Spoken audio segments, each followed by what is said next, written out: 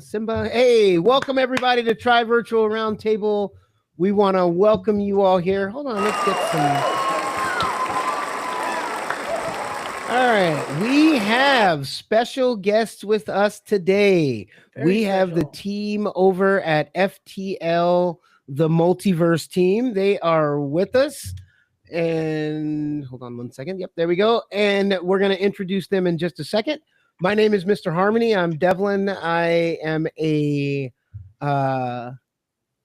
multiverse user. Hi. My name is Devlin, and I'm a multiverse user. and next we have Iceman Stan. Hi, Iceman in the multiverse. That's my name there. And Mike Stan in reality. And I too am also a multiverse user. Yeah, I'm Doc Maasi Smith. Yeah, I too have been on Multiverse for years and am a user. You gotta say it the right way. I too am a multiverse. user. Okay. I'm 1 day clean. My addiction runs I wish I could say I was 1 day clean. I was in there this morning. I am not clean, no. Not at all. All right. And now I'll let you two introduce yourselves. Hi, I'm Wendy. I am the artist on Multiverse. All right. Hey everyone, I'm Dora XR in Multiverse, and I cover everything from the support through our studio operation and a little bit of business development on the team. So some stuff that might be, outside of Multiverse, making sure we pay our bills and things like that. Yep, exactly. Nice. So we have, and everyone, this is episode number 30, by the way, just so everyone knows, this is a big deal for us. So we are on episode 30, which is a pretty big deal for us. We started out, and so just for you guys as well, we started this podcast through Multiverse, and it was a just in case you guys, Wendy and Dora, haven't heard the story of how we all got together and how the podcast was created and all this good stuff. So we'll just give a little quick. So Doc, I came into the Multiverse after Doc was all there and then introduced Icy, and so we all three came together through our travels and realized that our differences that we have politically isn't that big of a deal in the big picture of how much we do have in common. So we realized that yes, we might not line up politically, but the love that we have for each other and we respect each other, we can have political conversations and still go out there and shoot each other in Zombie Town or do some crazy stuff running around. So it all started from that. That's great. Hey, that's the Multiverse spirit, right? Yes. Right there. And congratulations on episode 30. I think We liked each other. So yeah. Well yes, done. Thank you. Thank you. We met each other and we liked each other. Yeah, can I get Doc's perspective on how we met? I just want to hear Doc say it. Yeah, Doc, let's hear Doc's perspective on how we met. Yeah, because he pimped us out. Can I say Former that? Patients. Yeah, I robbed him. Look, Wendy, Dora, I had them working for me in the metaverse. I had them on each corner. Yeah. He had us working the streets. Selling apartments. Selling apartments. They helped me build Utopia to what it is now. And thank you very much for that, Pegasus, guys. I really appreciate that. And, You're welcome. But I had them work. I had them work it. So yeah, we had to. Any new people that came in, we had to get them over there and get them in the block. We were info people. We just didn't have the. Look, they had to prove themselves. Dora, Wendy, you got to understand, they have to prove themselves. They just can't show up on our platform. And have they proved themselves yet? Are they still proving themselves? In the process. I was hoping we were close. We were there. There'll be an exam. You know that it'll be like a test that you have to pass. Right. Yeah. Exactly. There will be a test at the end. Every Friday there's a quiz. All right, so let's get going. I have a couple questions for you guys. Actually, we all have some questions for you. And we know that you each have your own roles and responsibilities on the team. Dora gave a little bit more in depth, a little bit more information, but I would love to hear not only what you do on the team and what your role is, but if someone has a problem with XYZ, they're going to be contacting Dora, or if there's a problem with XYZ, they're going to call Wendy. So can you kind of give some examples of where, if there's a problem or if somebody's having some issues or anything like that, where this is your department, this is who you would talk to? Maybe I start.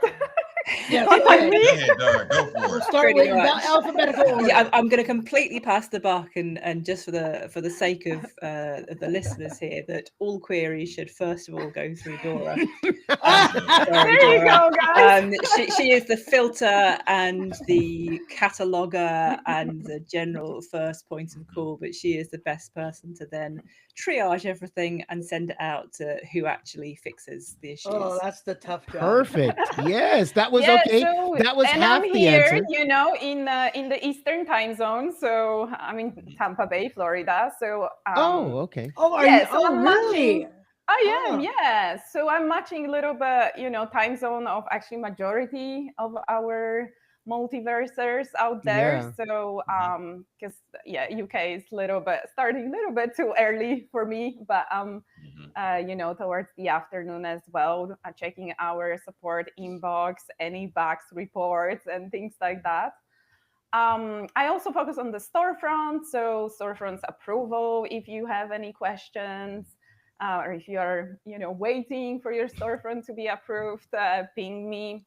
I do create the events, as we were chatting earlier. If anyone wants to have their events featured on MetaQuest website, we can do that and promote them to a larger audience of all the, you know, headsets users. So that's a great tool for everybody out there to get a better exposure, not just internal events on Discovery menu, but you know, going beyond multiverse audience.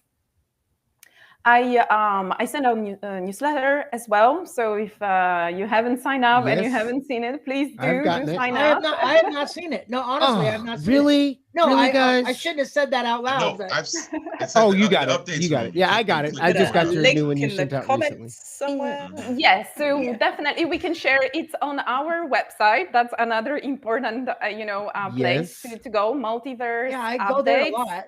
.com. So we do have, I created like a separate tab for a newsletter, so you can just sign up over there. Or head out to the updates room, and there's a door in the updates room that you there can, is actually. Exactly. And we also publish the newsletter. Indeed, I update the link in the updates room, and at the bottom of the newsletter there is also a link to sign up, so you will definitely find it. We can obviously share in the comments nice to join. So the newsletter is out there. It sometimes gives some sneak peeks, as we were talking about, so check it out. Sometimes we have some promo, so always good to see what's happening. And on the website note as well, I do update our website too. So if you are a newer user, maybe a little bit still confused about things, you know, how to do events, how to register a storefront, how to make an apartment offer or something like that. We do have a lot of tutorials there. We keep updating them. Wendy and I, we work on making sure that they are updated. It looks really good, by the way. It looks really good. You guys updated it a lot, and I like the new updates. You put all the new skins on there and all the new stuff, and it looks really good. I was looking at it. So do check out multiverseupdates.com. We do have the update section and tutorial section as well out there. So that's a good, you know, point of getting all the latest and greatest.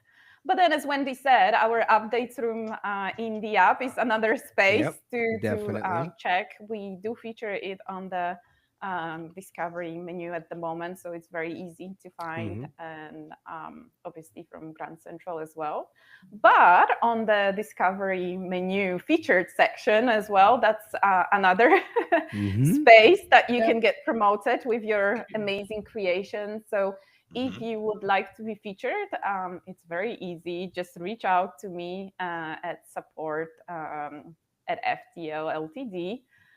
With your URL of your location. So the only thing you need to make sure that it's feature ready, meaning that the discovery menu section needs to be filled out with the images and nice description, because that's what will be shown.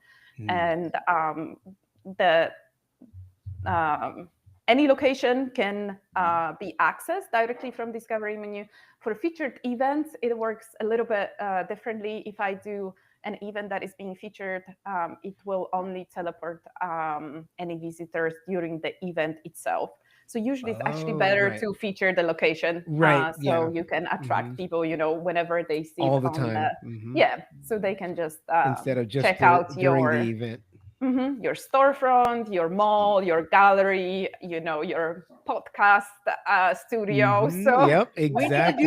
We need to do that. Yep. Yeah. So real quick, we got a Money Talks, which is Russ Thomas in there. He says hello from Daytona Beach. Yay! Oh, nice. Yep. So he's just saying hi. All right. Yes, sir. Harmony. One of the things that we're constantly having new people taking a look at our podcast, and one of the things I like to interject with whenever we're talking about multiverse or Web3 or VR platforms is exactly what it is, right? So those who are new, welcome to the platform and appreciate you watching. But Multiverse is a platform where I look at it, and correct me if I'm wrong, ladies, that I look at it as like the 3D version of the internet. So when we're talking about storefronts, we're talking about events, it's kind of like the same thing that you would do on a website. Harmony, show them your headset. Like just for the new people. So we're talking about it right there too. Oh, there you go. We're talking about a virtual reality platform where you can go in and be immersed into the internet.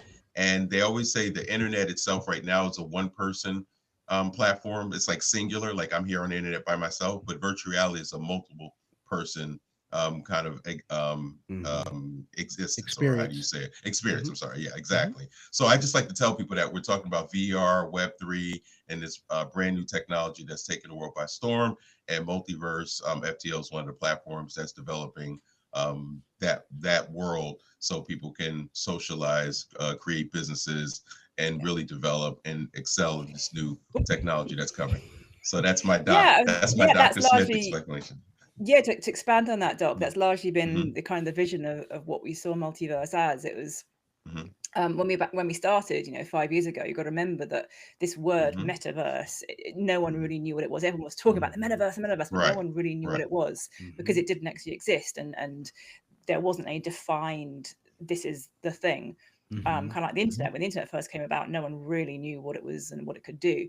So when we created Multiverse, this was our idea of what the metaverse should be. And as you say, it's this interconnected world, a place where you can transact, you can socialize, you can entertain, but in a way that's not only social, so with other people, but also that it's interconnected, that it's not this isolated. So you go somewhere, some of the other apps, and they're isolated, they're self-contained, you have great things to do, but you go in and then you come out. The way we've designed Multiverse, which is a largely underused feature of it, is that it can be connected to any other apps to create this interconnected network of virtual worlds, spaces, metaverses that is seamless, that isn't owned by one person, but that is very much a democratic, owned by the people. Yes, we manage it and we provide the features, but in the same way, the internet is not owned by anybody. It's run and managed by the service providers who provide the basic structure, but no one owns it. You can't say, oh, it's mine, or I own this bit of it. Yeah, you own it on a website. In the same way, we've created that so people can own a metaverse and can own their little piece of it, but then it links together, and the more linked you become, the more interactive and connected you become, and hopefully then it just spreads out into this world. So that's always been our view. a Well, view for how this should I be. love that. They use the term open world like gaming. Like this is Mhm. even a step further than the open world concept Right. because it branches out past worlds, like Right. the multiverse. Like the name says it all. But it is, yeah. it And that was- expands the whole thing. One of the things you had touched on just now, and you were saying it's not used as much. You were saying the interconnecting between the different worlds and the different areas. Can you kind of give us a little example of how that can be done? I mean, you were saying it's not used as much, but let's say somebody out there wants to use it more. What would they do to do that? It's the simplest thing in the world. So, anyone who used Multiverse already will be familiar with the idea of teleporting through doors. And that in itself is a pretty seamless transition. If you actually go through a door and take note of what's happening, the audio is seamless. The whole of the app is streamed live. So yeah, you take a couple of seconds to load in the world around you, but it's a pretty seamless transition from one room to another.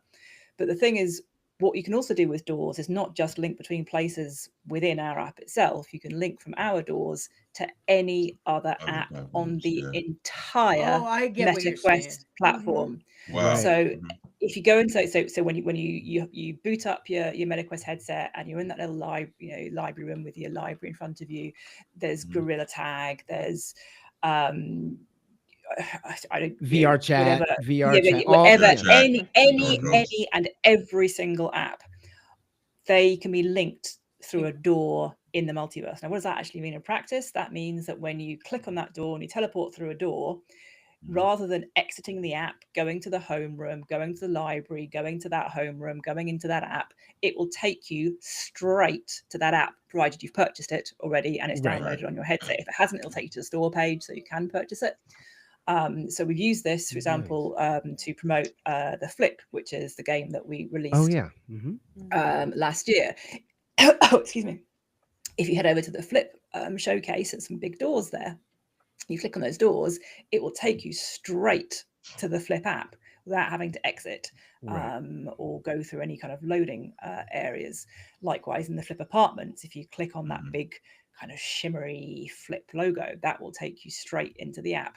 So what you can do with this, I didn't know that until recently. Yeah, it's a bit of a trick one I put in there. But yes, so if you have your favorite apps, you can create a little space in our app, lots of doors around the edges, and link them all to your app. So, say, hey, I have done that. Exactly like what you were saying, Gorilla Tag. So I created an environment that you just walk up to the door, and I got the picture of just different things within the meta. You know what I mean? Yeah. Just different games and stuff. Yeah, like a little tailgate party. Meet me in the multiverse. That's exactly why I did it. And head out together. And it's easy as pie to do. There is no coding or fancy stuff involved. It's simply every single app has an ID. This is the ID issued by Meta when you create the app as developers. You issue that ID. You just put that ID, type it into your door destination, and it'll take you there. That's all you do. Just that easy. You know what else I noticed too? Now, a lot of people so I've been in your platform since the beginning. So, and I look beyond the stuff that you put in front of us. I always think what's behind that. So you guys did the Flip. I noticed that you can go to the Flip and, if you click that link, but also looked at the room. So I said, look, so I see what's going on here. So think about the corporate aspect of it. So Flip was a free skin to create, to bring awareness to the Flip game. But then I'm thinking, well, corporations, the future of that, like a corporation creates a skin that's free for the members. Because remember, we're talking about multiverse. We're talking about a platform in the future with the goal is to have hundreds of thousands of people running around activities, socializing, businesses. So I looked at the Flip as just a precursor of what you guys are looking in the future to have corporate entities create skin. Now, I'm not putting words in your mouth, and everybody in the multiverse don't go crazy. They're not saying this. I'm just speculating. Okay. So disclaimer. Yeah, you just gotta tell these guys because they'll just go. No, that's absolutely right. And in the past, we've had spaces. We've had VEDX, which was Adora knows much more about that, a large virtual reality educational platform. Right. We've had, I know that's no longer active from the joke side of things, from the joke comedy clubs. They have their own custom spaces. So there have been various companies that have come in and said, yeah, I want a little custom space. We've had various talks of things which haven't yet come to fruition.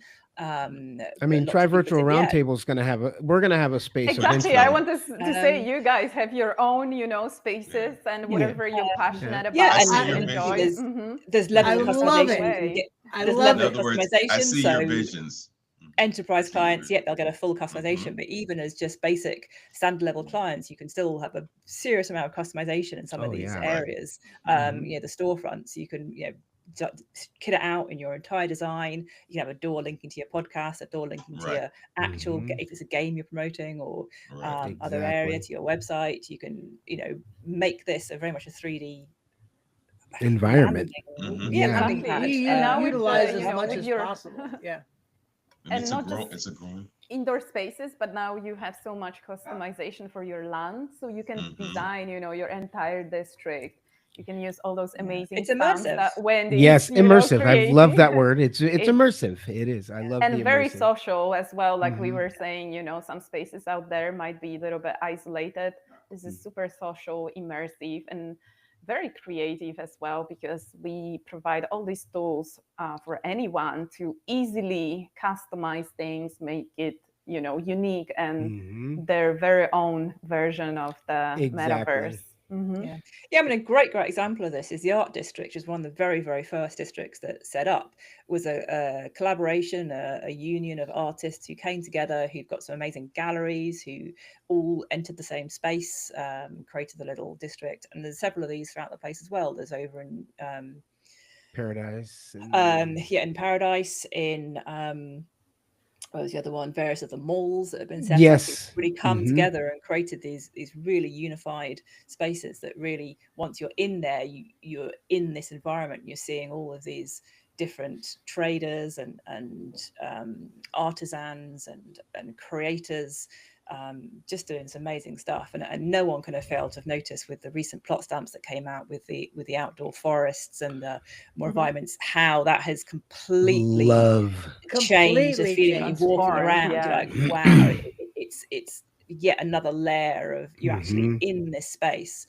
The tools are still limited. We're rolling it out all the time. It's going to take us a while to get that really big library of stuff, but there's already an amazing amount of stuff. So people like over in Lovelace Gorge in the steampunk district, they've really created a lovely environment there with the churchyards, and some people have they've gone through the library and found just the right things for their area and have really made it this perfect ties in with what they're trying to do. It's one of the things I like the most. Go on, Icy. No, I was going to say with Dora, she was telling us all her duties. Was that pretty much what you were done with that? Like, is that what you do? I'm just. Yeah, I think. Yeah. No, I know we got off topic. That's all? No, she was done, and she was sending it over to Wendy. Yeah, okay. I was like, that's all? You mean that's all you do, Dora? Yeah. I mean, maybe you should get paid less. More, maybe you should get paid less. Dora, that's not what I was saying. No, because we started talking to Wendy, yes, but she didn't. She passed it off to Wendy. She does. Yeah. I know, but she didn't. We didn't actually talk about what she actually does. She just went into what she's doing and what we're doing. And the details. What exactly do you do? And if someone had a problem. So are you asking like on a day-to-day basis, like when she wakes up in the morning? Yeah, do you brush your teeth? Like exactly like no. Hi, Chris. Good morning. No. Like if we had a problem with our storefronts not being done, we would contact Dora. And I know we contact Dora now first for everything. Now that I know that. So the important thing. Yes. Yeah, so as we were saying, I just to kind of couple of comments. So just for anyone, because we started talking about doors and how much potential is there, not just linking your own spaces within Multiverse, but even to other apps. So again, we do have tutorial where you can have step-by-step how to use your doors if anyone, is confused and doesn't know how to do it. Also shout out to Alison Morano, because I think she's trying to do a lot of connection with different apps, with some games. Check out the Chamber of Commerce. Yes, exactly. So please Definitely. do also connect with Alison. She might give you great tips on how to connect different apps and how to make it all interconnected she's got the new and game make it that's out work. there right now. She's also quite an expert in the deep links and things like that. So I was just going to touch. I was going to touch on that. That was my next. That was my next question for Dora. I know you also do the deep links. Can you kind of elaborate before you do that? Omer says hello. He says hi. Hi, Omer. Yep. So also, yeah, if you can kind of elaborate on the deep links and what they're for and how they can be used, because I know that's another feature that's not being used as much as it probably should be. And so just before benefits. Also I jumped to deep links, I wanted to mention, because we were saying, we were showing the headsets and we said it's a very immersive virtual reality space. But in case anyone who is watching and doesn't have a headset, we are also having PC version. I think that's important because, sometimes we forgot to mention, and I want to make sure that whoever, want to join and check out Multiverse knows that there is a PC version which does not require a headset. And that's, really important, because we are talking about all these amazing spaces. Wendy was talking about forests, about the district, about the cities, but I think you really have to see it to understand what we are talking about.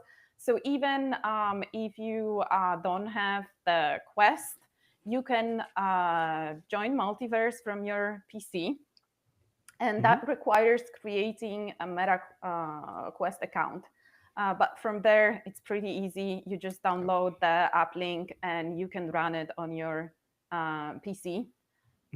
You will see, everybody there, whether they use PC or a headset. So it's all synchronized, and you can enjoy all the social features. I'm going to see just for a second, just for kicks and giggles. I'm logging on right now. Are we thinking mobile? Are we? I'm going to share. I'm hoping it doesn't slow my computer down. I'm just going to share my screen real quick. So, are we thinking mobile version in the future? I don't know if we can share any info on that. Okay, so that's just out there. Okay, it's out there. So when this is your you're actually in there. Very good. So that's your homeroom. Right now it is. So, I was about to say, take note of this. This could very soon become a bit of the multiverse history. Yes, so that was going on to one of my next questions. Well, we didn't talk about deep links yet. Just on the deep links. Yes, very quickly. So deep links are sort of called also destinations. So they are created through Meta dashboard, and we can accept requests for those. So they are manually created. And what it is a link that will let you teleport to a specific location in Multiverse from anywhere, from website. You can promote it on any of your social media. So whenever you have a location and would like to have people jumping right to that location, let's say it's a gallery that you want to promote, not just through events to the Multiverse community, but you would like to attract new people to join Multiverse. You just share the link, and then they will be prompted to download Multiverse if they don't have it, and then they will be directly teleported to that specific location. So it's a great tool from the PC, from their PC. Yeah, just to clarify. So rather than having to load up the app, go to the tutorial, go to your homeroom, look at your menu, find the destination. If you click on the deep link, you go straight.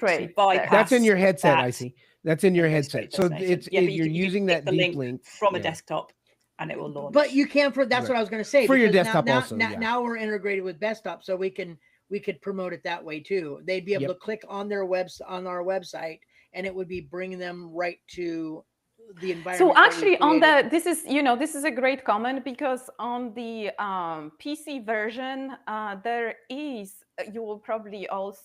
like a blue button which says launch in VR or launch on PC. Yes. Yep. So that's something we actually don't even need to create anything. You can share it works for your main metaverse.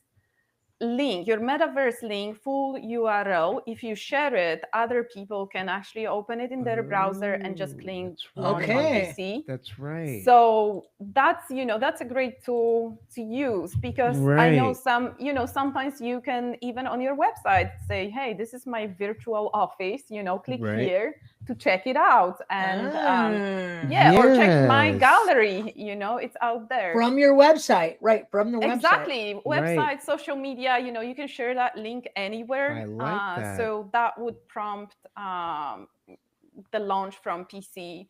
And then Deep Link makes it even a little bit more easier for any other destination, because the URL of the metaverse, that's just that single location that will have launch in VR or launch on PC.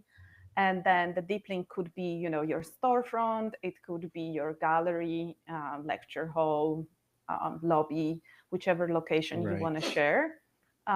So that's the option out there. We offer currently 2 deep links for $1. So reach out if you want to check it out and start using the. I heard a rumor. I heard a rumor a while ago that if you were featured, you got a free deep link. Was that not the case? Yes, so it was. We used to have the featured business features. So the selected businesses or creators would indeed be featured and get a deep link. We kind of deactivated it a little bit because but if there is interest, if anyone reaches out to us at support and says, I would love to be considered to be featured business, and we are happy to reconsider, those open it back up. Links. Okay, no, I remember someone. No, that's a great point. We were also supporting and promoting on our social media those businesses, and if you are interested, more recently, it was actually in our newsletter. We were offering 5 free deep links for whoever first reach out with featuring I just found out about the newsletter. I'm so behind. Especially for you, Icy, maybe we'll run it again. So no worries. I'm gonna go. Get off. You'll see it. Yeah. Subscribe. So, like I said earlier, you understand what I go through with these two. You understand. So sign up for a newsletter. You never know. Maybe there will be something that you will be able to come your way. Iceman's Corner. Yeah, on the newsletter. I love it. All right. Okay. So, Wendy never explained what she does there exactly. Yep. We were waiting for Wendy. Absolutely. I'm not trying to cut anybody off, but because I think a lot of people see things in the multiverse and they're like, why did they do it this way? Why does the tree look like this? And why is this all jacked up or something? So and it's like then. So anyway, go ahead. I'm sorry. Go ahead. Well, I think actually let me take a little step back actually and give a bit of a more review of FTL and who we are at the moment, because I know there's been lots of changes over the years. So we are currently at FTL a 4-man band, and that's the core team. So it's myself, Dora, Ollie, and San. And I guess each of us kind of represents the 4 corners of what a dev team, a dev studio would represent. So I am the art department. Ollie is technical, San is production, and Dora is business management. Any studio, you're going to have, roughly those 4 areas with fewer or more people in. Over the years, we've sized up, we've sized down, depending on need, and we do call in contractors as and when we need them. But that's currently how the setup is. So we each have very defined roles, but also with crossover. Being a small team, you have to muck in and help out with stuff where we can. So it's never black and white, but as roughly, as Dora said, she handles management, customer facing, a lot of support roles, a lot of just the admin and day-to-day managing of things. With Ollie is the tech side of things. He does the coding, the hardcore maths and development, and creates the structure of the app. San is production. He has the general concept and the ideas, the kind of the glue that oversees all of us together and makes sure that we're all consistent. And me as the art department, I basically make what you see. So that's kind of how coding and art link. Coding by itself, looks very, very dull. It's just numbers on a page. The art is then how that coding, how you as users see that code, whether it's in the form of a tree outside or an apartment. So that's my role, is to make it look good, and to actually put that code sort of into life, really. So utterly intertwined, one cannot exist without the other. Without the coding, I'm just making a tree. You can't do anything. You can't do with it. You can't put it down. You can't move it. You can't even see it without the coding inside. The coding is what makes it visible and everything. It's kind of like so in more in depth with the art side of things. So I do 3D modeling, and this is in the low poly style of Multiverse. A lot of people said, "Oh, it looks very cartoony. Why is it so? The graphics elsewhere are so much better. This looks so cartoonish and childish." That was a conscious design choice when we first launched Infiniverse, based largely on the headset limitations. The size of the world that is streamed, live. You walk around a corner and you see the world streaming in. We have to be pretty tight about what we can do with that, but also we think it looks kind of cool. It grows on you, and I think there's a very unique look familiarity with it. I love it. I like it. That's what I was saying now. What was I saying? Low poly, the modeling, and then I guess my role, my title is, strictly speaking, technical art. So you have artists who just make stuff and it looks pretty. Technical art takes those things and make, like I said, links up the code. So I'll take those trees, I'll take those playground items, I'll take the big horse, and I'll make it work. I'll make it sit on the land in the right place. I'll make it so that when you stamp it down, you get a certain number of trees laid out in a certain way. With the apartments, I'll make it so that where you put your pictures, how many pictures on the wall, make it so that you can put those pictures up via the website. So it's plugging it all in and designing the spaces. Amazing. Mixing with environment art as well. So again, designing the environments, the interiors of the apartments, picking the props, picking the textures, the wallpapers, the carpet materials, making it all into these interior spaces. So that's what I do. That's a lot of coding. That's a lot of coding. So then to loop that back to, you said, who fixes things, who should we come to with issues? Again, it depends on what the problem is. So if it's an art thing, so let's say a tree is like the trunk disappears, or if you've got like one of the apartments with the wrong color on a chair, that's art. So I'll fix those. But if things like a door doesn't work, or if the whole land, as we've had recently, the kind of the canyons and the big things, that's code. Big overlap, but it's sort of, that's who kind of fixes the kind of things, and who Ali would be the one. So just yesterday, I was in app. I was speaking to Nemesis, and she showed me two issues. She showed me a floating building, a floating apartment, and a floating church. And this is where the lines cross over. So the floating church is art, because if you imagine the church as a box and it's on a hill, the box sits on the hill like that. If the land's flat, it sits nice. If the land is thing, the box still sits.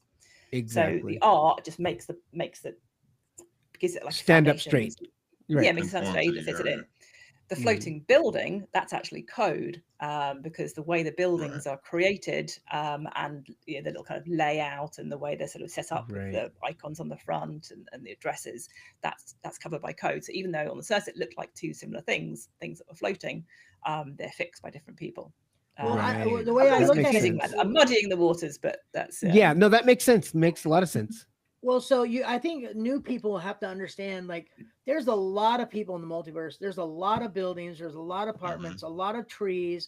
Like, and now that you explained like what everybody's role is, it's a small. So it's not. You got to realize nothing's instant, right? Like, you know, I mean, there's going to be little mistakes that pop up. That's just the way the world is. You know, you're going to get a floating tree now and then. I mean, what are you going to do?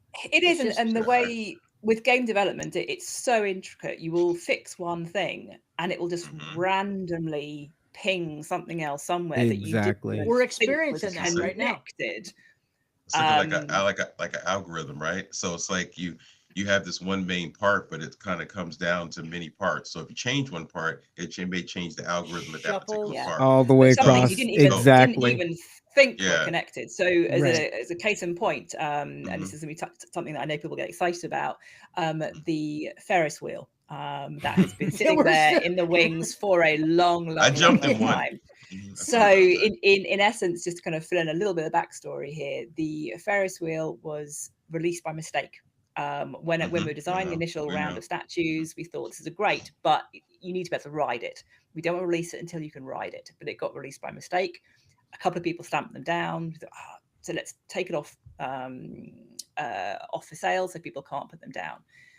And it turned out the moving seats were quite trickier than we thought, or they just weren't given a priority. So it stayed in the wings until I've been saying, right, can we get some moving seats, i.e. seats when you sit on, if the thing you're sitting on is moving, that you move with it rather than you sit still and the thing just moves around. So I've been honestly plugging on this, like, moving seats. And then finally, Ollie had a bit of spare time and he goes, right, I'm going to do this for you. I'm going to get these moving seats. So he did it and he goes, moving seats in. And I'm like, yes. Boy. Oh my gosh, we can do so much now. Where's the clapping? So Where's the clapping? Yeah, hold on. I'm fired. I need to hear There you go. No taking it back, so Wendy. Ollie says he's got the moving seats in. Stop. You're being like Sam. This is what Sam does. Sam then goes off on an absolute roll of, right, what can we use these for? You can fly on clouds. We can put seats on. I love it. All the stuff. And I'm okay, let me just test out the Ferris wheel. Let me go back to what we originally wanted. I thought, okay, I'll copy, like, put the seats on, put the code on, and went into test. And I thought, something's wrong here. The whole thing was foobarred, basically. Looking around thinking, this is something's really weird. Like, I don't know in detail, but basically the LODs were complete. Anyone knows what a LOD is? Every model has 3 LODs. You normally only see one of them. You were seeing all 3 of them. And I was, this is weird. So I said to Ollie, look, something's up. The seats have made, because no, that's not possible. Code wouldn't do that. It's right there. Like, but it is. I take the seats off and it's fine. I put the seats on and it go. No, it's not possible. The code can't do that. but it has. And he was adamant this wasn't. And then I happened to be mentioning this to Chris, my husband, who, again, as many of the OGs will know, Chris was the very original team. He founded FTL with San. Ollie came on very, very shortly after, but he was the original coder supreme of the whole multiverse. And I was saying, we've got this weird thing at work. I've got these seats. He goes, oh yeah, there's a little thing in the code somewhere which, when an object's moving, I can't remember what he said, but there is some compiler issue when an object's moving that makes inactive items become active. Or I didn't really understand it, or something like that. Right. So I then said to Ollie, look, Chris reckons your code can do this. And I think the response was, okay. Maybe. Which is his admission of being okay, maybe it does. So we're still waiting for that to be investigated, hence why I say don't cheer yet. So that we are close to getting the moving seats. Yes. But there is an issue this is one of those random things where it just triggered off something that no one knew was there. It had been put in for whatever reason, but it'd never been activated. It never went right. And it took a random comment to my husband, who no longer was part of the team, one evening, to him to go, oh yeah, this is a little thing I wrote. Oh yeah, it's that thing. So yeah, it's massively tangled with what you do. But yes, so yes, folks, you heard it here. You saw a very brief sneak peek, but moving seats are so close you can almost touch them. Yes, the Ferris wheel will be the first thing out. Yes, Ferris wheel first.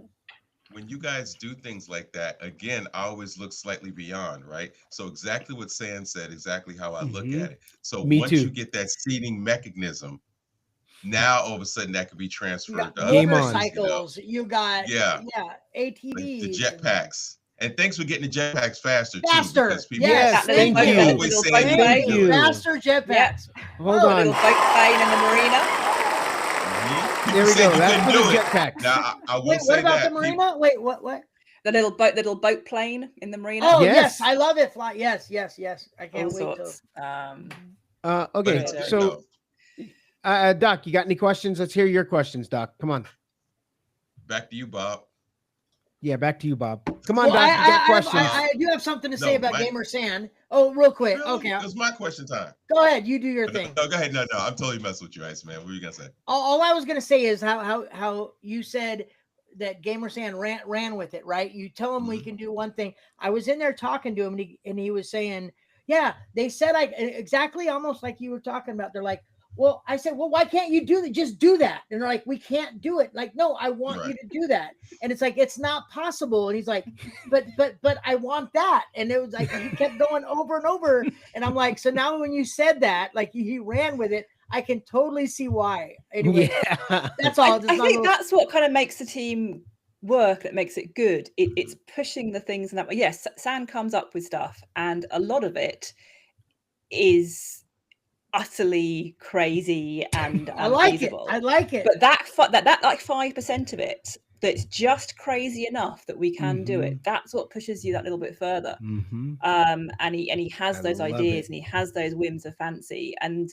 in the same way, when I first joined the team, as some of you may know if you follow things, when I came on board, I had a very game background. It's a complete sideways step for me, so I knew very, very little, but that meant I didn't have any constraints. I didn't really know the rules, so I was given these tools to play with, and I just made stuff. And when Chris or the coding team saw it, they went, oh, what have you done? Like, how that's not gonna work. And San goes, oh, what have you done? That's amazing. Because give me more. You can twist things in that way, and it is like say it's a moving seat, but what can you do with a moving seat? What can you change it into? What can you then kind of, with the plot stamps? Again, they were designed just to kind of literally put lampposts down, but then we go, okay, so what could a lamppost could be a tree, it could be a statue. We could change. So I think over on the farm stamp, the lampposts are actually now hedges. Like we joined hedges to make it look like a field all the way around. I like the so it's thinking, so what can you put in these little slots? What can we turn them into that isn't how they were meant to be used, but it's there. Yeah, it's twisting it and saying, right, how can I push this to the extreme to make something new and different? And that's, I think, how the team works, by throwing out these ideas and listen to you guys, because you guys will say stuff, and then sometimes they go, hang on a sec, that's interesting, and it will then come into. I'm sorry, Doc. Go ahead. What was your question, Doc? I was going to say, so I am looking at it from the right perspective, because Wendy just explained exactly how I've been thinking about this platform since the initial aspect. When you come out with new stuff, obviously there are going to be people who like it and people who don't like it. And when I explained to some new people, I said, no, if I'm not mistaken, it's all about the coding, because once they can do this simple aspect of this idea, whether it's opening loot boxes or the jetpacks or whatever, that could be translated to other things. Like you said, the moving seat of the Ferris wheel, or the seat, and be able to go around. So that's what I like about it, because to me, this whole project is like a layered project, right? At one time, it was just streets. That's it. And some names, right? And then you start layering the coding to a point where now we have this coding. Not only can we do this and can we do that? Like, for example, like we want atomic missiles on our jetpacks so we can blow people out the sky. I know. We'll be able to do that. That's just a dream of ours. We have the gun mechanics. We just have to be very cautious with things, because we get a lot of requests for things like, I've just been playing the what's it called, the fishing app. We should have a fishing game in here. I've just been playing mini. We should have a golf game in here. Right. And what we don't want to do is reinvent or recreate what other people have done. Yeah, there's a fishing app. If we tried to do fishing, it would not be as good because we're not a fishing app. We haven't got the manpower or the just the ability to the wherewithal anyway to compete with that. So yeah, we put a little mini golf course out for a bit of fun, but it's not walkabout golf. So we want to be careful about copying things that other people have done just for the sake of a quick win. Because it's not going to do it. It's not going to work. We need to remember what we are and what it is we're doing, and then keep forward with that. Yes. So yeah, it's we don't. People say, oh, we need more things to do in here. We need more stuff to these other apps have got this game. Well, yeah, woohoo for them. That's great. We're not that. We're not a game. Yeah, we have entertainment. That there's entertainment aspects, there's game aspects. We've added in a gamification of the sorts with the loot boxes, with the XP, with the various interactive items. You can find ways of playing in there, but we're not. It's not about points. It's not about again with Zombie Town, you have that little side of things. But we have to try and remember the core of what it is we're doing here, trying to create this metaverse, trying to create this user-generated, controlled world that we're doing. So yeah, it's a sorry, and very importantly, as you mentioned that bandwidth, and while other apps might have some fishing, but they don't have a massive streamed world, open world out there. So that's something really important to keep in mind, that the app already has so much content as well. And as we mentioned, we're already pushing, a little bit beyond that. Oh yeah. Right. The capabilities of the headset. So that's why, like what Wendy said, is really important. We need to remember what the app is for, and it shouldn't be compared to something that is specifically for very narrow area and doesn't have everything that Multiverse has around it. Yeah, and you go into like a shooter game, everything is downloaded when you download the app. So when you're walking around it, there is no real-time change. This is showing our apps. You upload your icons, your images, and they're there instantly on your walls. You change your you buy the apartment, the building grows. Yeah, it changes in front of you. And when there have been crashes, I know in recent months we've done various things, and San has explained a lot on Discord channel. Little plug for Discord channel. Do if you're not on Discord, head on there, because that's where you do get chats with us and a lot of insights. Sam explaining that the amount of bandwidth that we have has been a bit reduced, but when we've broken through that is us trying to push the boundaries. When we do introduce new stuff that sometimes goes beyond those boundaries, that is us trying to put new things in. That is us trying to add more content and really intensify the experience that you guys get. But we've just gone a bit too far with it and gone beyond what the headset can do, which is a shame. It's frustrating for us as well. There's stuff that we want to do, and we know you want more building skins. They are one of the biggest drains. You told me that. On the memory that we have. You told me how complicated that was. I have a personal vested interest. I hate making the building skins. They are such a pain to make. They take a long time. And I really go through them again. I made so many for the Flip, and then did them again for the Cyber, and redid all the ones for the other ones. I never want to see a building skin again. But if the need is there, then we'll do it. But they're just it's the single biggest. Well, that's quite true, but they are a massive drain on things we just can't afford. It's a kind of a case of, do we put one new building skin in or 60 new stamps? Right. It's that kind of a toss up where we say, that's a hard decision. Exactly. What is actually going to give us the greatest variety, and it's going to be the stamps. What do you think about the new headsets? Like, what do you think about, because right now we're confined to Oculus, basically Oculus Meta. So what do you think about the new headsets that are coming out in the future? I had to back out a little bit, so I'm not sure if this question was asked, but no, you're good. As far as that was one of my questions. Operability, right, of Multiverse with these new, like the Android XR or XL that's coming out. And I think personally, I'm going to say from my perspective, Meta's going to have some competition, because I think there's some restrictions that whenever you have competition, they try to improve upon what you did. Say, oh, you do this, okay, we're going to do this and try to make it better for people. What do you think about these new headsets? Do you think there's going to be more competition? Their processing is going to be better. Are we going to be on them? Multiverse, is it going to be available on them?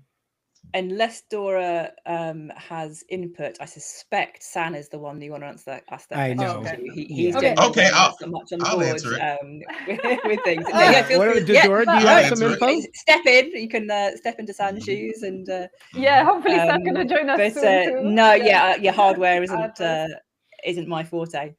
I'll answer. That was my one. That was my question. Doc. Well, Doc said he's got. No, I say I'll answer it.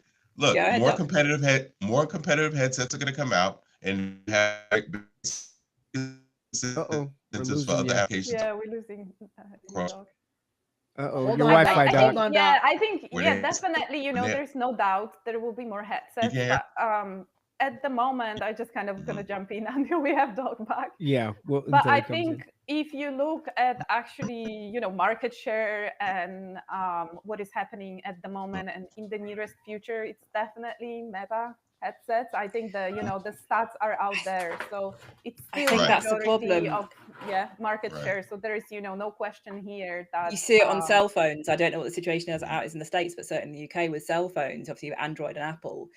And those are ones where the apps are on. You get a different brand cell phone and you can't access half the apps because they're not made. It's a monopoly and it's not a nice one, but that is what's happening with, the headsets, and it's about penetration. Anyone who comes onto the market has got to be seriously big competitor to be able to get the Google, even if it's a better headset, that won't matter.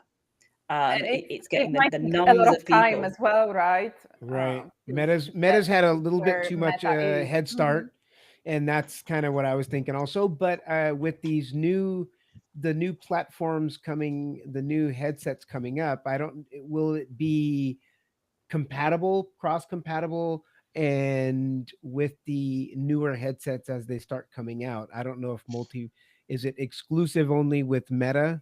It depends on the hardware. It depends on how they make it. I think anyone, well, I would assume, I guess I don't know about hardware, but I assume any hardware developer with two brain cells will make it compatible with existing apps, because no dev team has got the capacity to be able to do a complete report over to a brand new hardware that is untried and hasn't got an audience. So it's going to be in their interest to make it as compatible as possible. Just to who's making that? Who's making that new one, Devlin? Google and Samsung. Yeah. So they got money behind them, so they could probably make it. They'd be smart and they'd cross platform. But I'm gonna toss something else out there. I understand Oculus has they right now they have the monopoly, but 99% of the world is still not in VR yet. So the audience knows about it. They've heard of Web3, they've heard of blockchain, they've heard of all this stuff, but they're still not there yet. So it's different than the internet, where if you come into this space, billions of people using the internet every day. To think about VR, yes, Oculus has their positioning, but 95, 96 conservatively % of the world is not in VR yet. So there's still that population that haven't even stepped in here yet, that another brand could come in and say, hey, take a look at us. Exactly.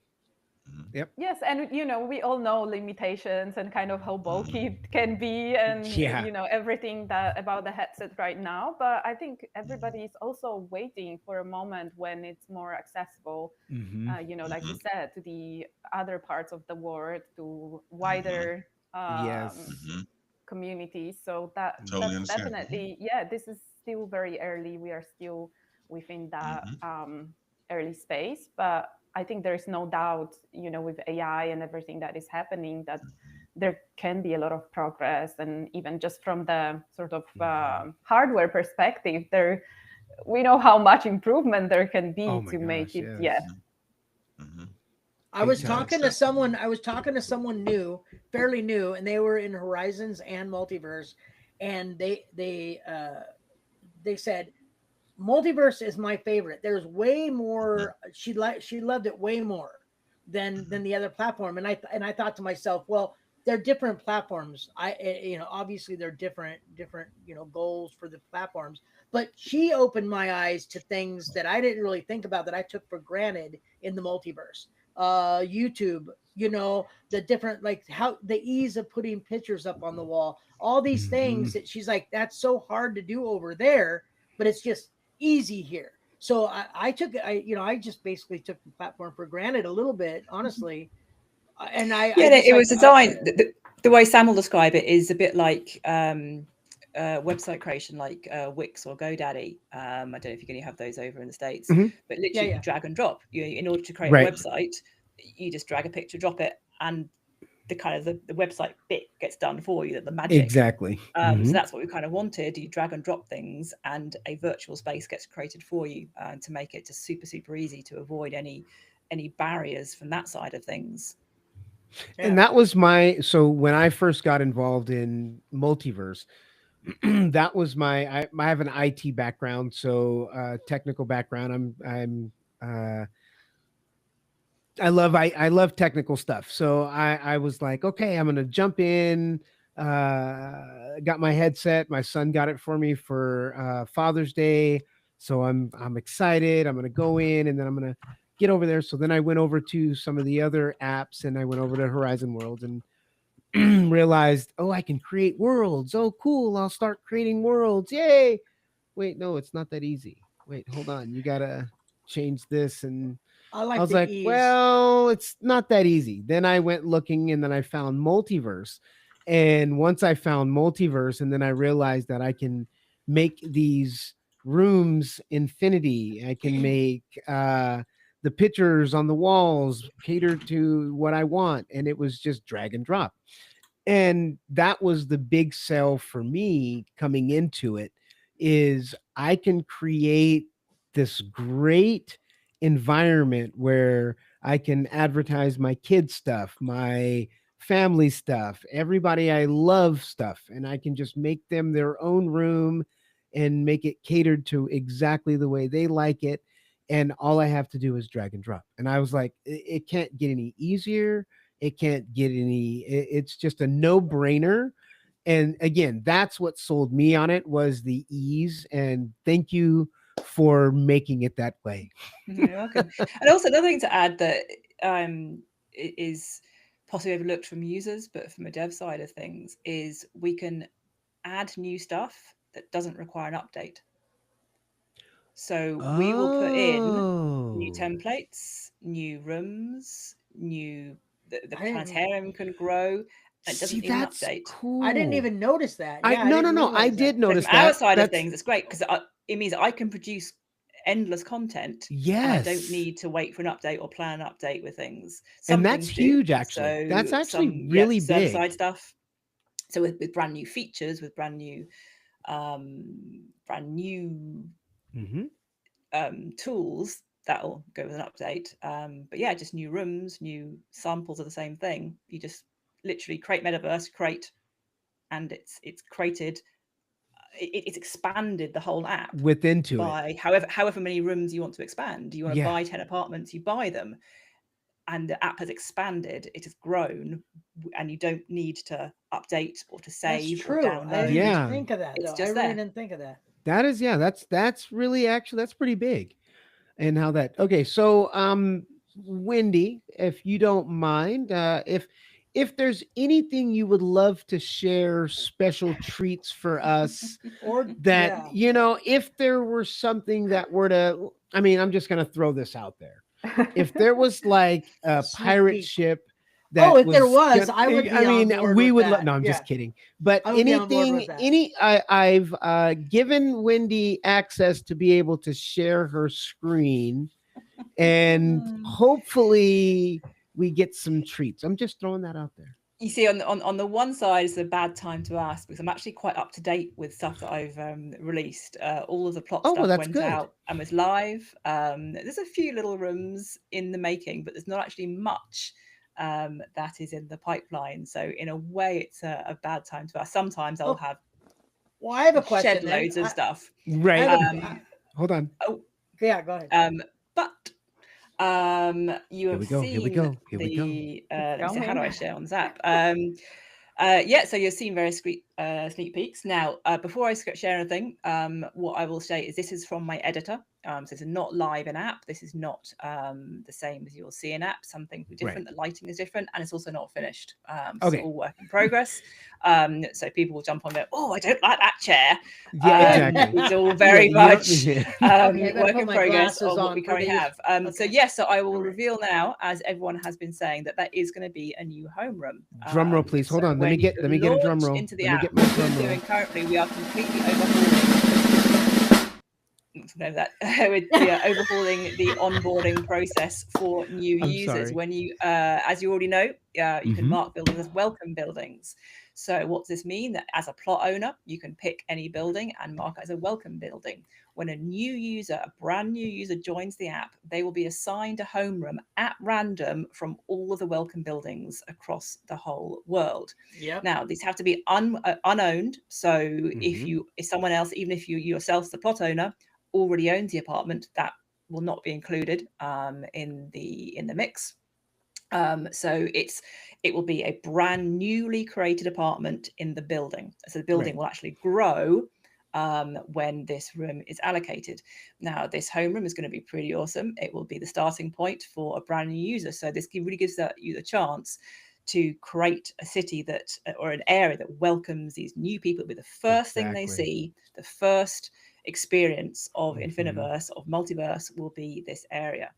And we're setting up with some cool new bits and bobs. We do have a brand new template, and there will be an AI agent stationed in there to do part of the tutorial and the onboarding process. So what I will share now, if I can.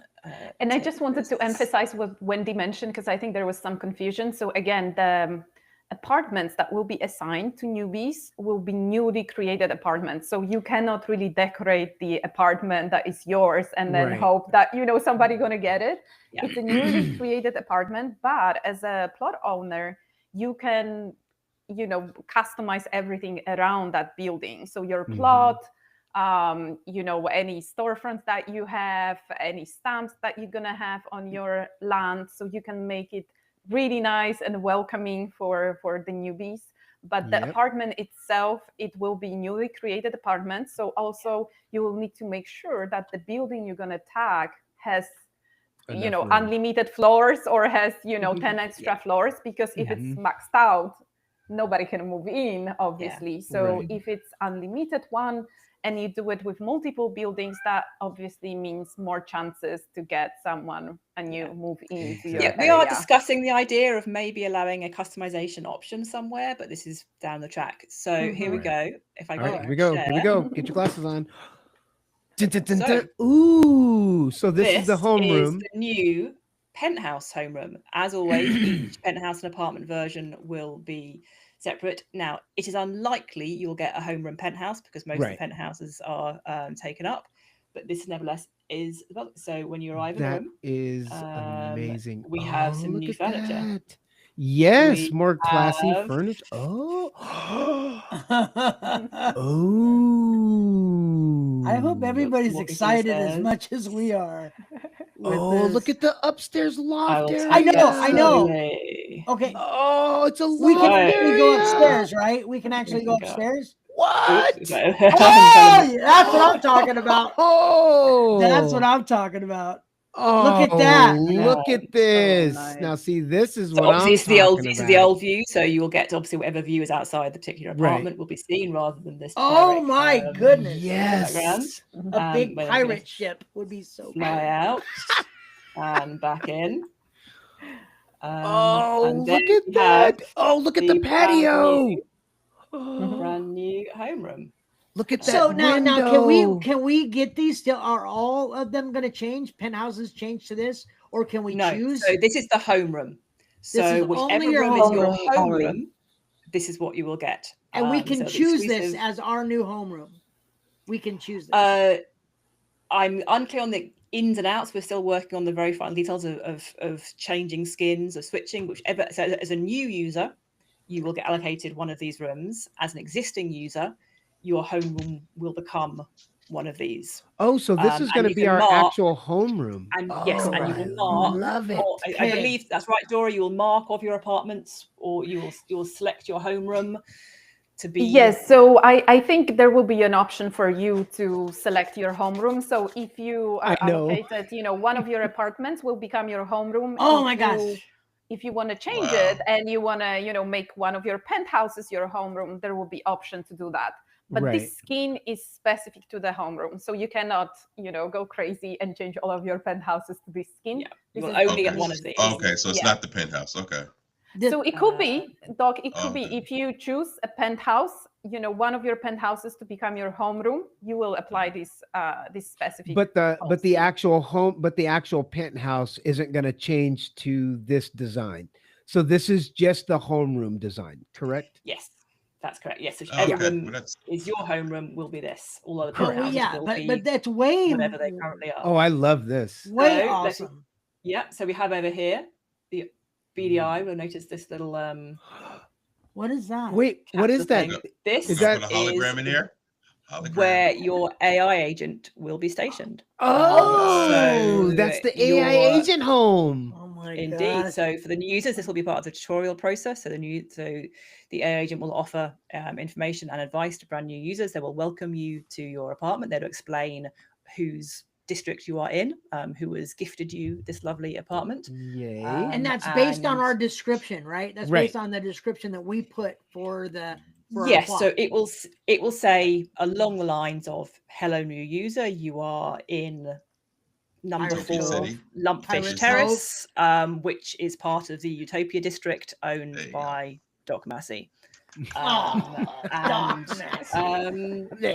So there we go.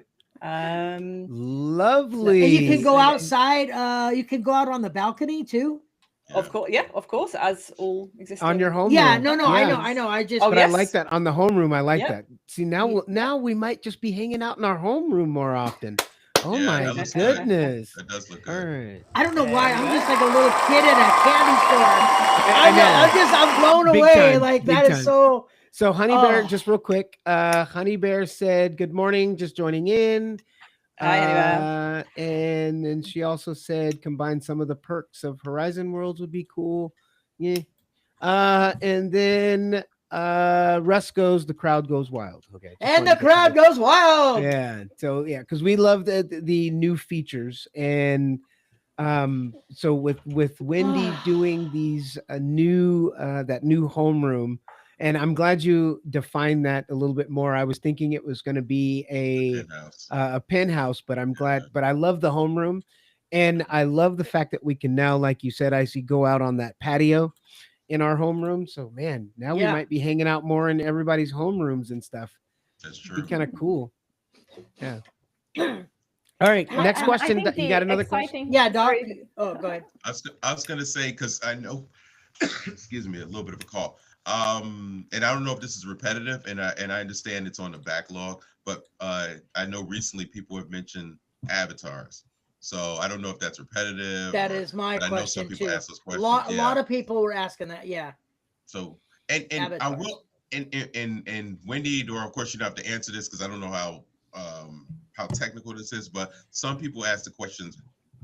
How come we don't integrate with like Ready Player Me? Because people have ready-made avatars and stuff like that. How come they can import them? Now I know technology, I'm just asking the question because it's been asked a few times. So we're just curious about avatars and integration of like a Ready Player Me type of avatar. From a very basic viewpoint. So San again is the one to answer this properly. This is comes with a massive pinch of salt understanding about how the avatar situation works. It is simply about compatibility with things. When we did originally try to integrate some Meta, Oculus as it was back then, avatars, and it just ruined the whole system. It didn't work with our system. Again, things that on the surface will seem very similar. Sure. Behind the scenes can be completely different, the way they're set up and run. It's a lot harder. So that is my understanding of things. It's just about compatibility and not wanting to, again, break a system that is already working. But certainly, as when you get San on board, he can give a much more in-depth explanation of the whole avatar situation.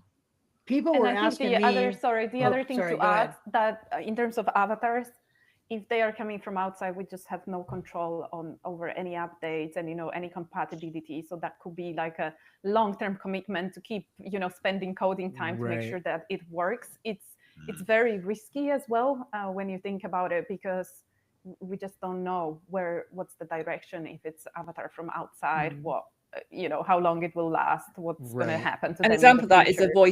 the voice controls. Many of you will remember a few years ago we integrated voice commands. I loved that. That was an Oculus feature. So I did. No, because I could say go to my Brittany stuff. Brittany always came up. I said go to Brittany. Brittany was the only thing that came up. No, I have Samantha Fox.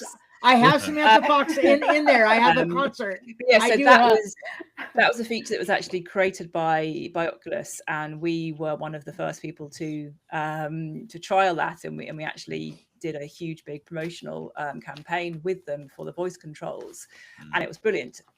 They then changed it, which made it not compatible with our system anymore, and it just broke because we had no control and we couldn't keep up with what they were doing, and they didn't feel the need to then share their code or to explain things, and it was just too much hassle for us to do. So we eventually pulled the plug on it, probably longer than we should have done, because it was broken for a while. So apologies for people leaving that in there, but that's a perfect example of what Dora was saying, how we can't control things, and when it is such a fine line between things working and not working, it's safer for us to Oh, I got a goodie. Okay, go on, Doc. Go on.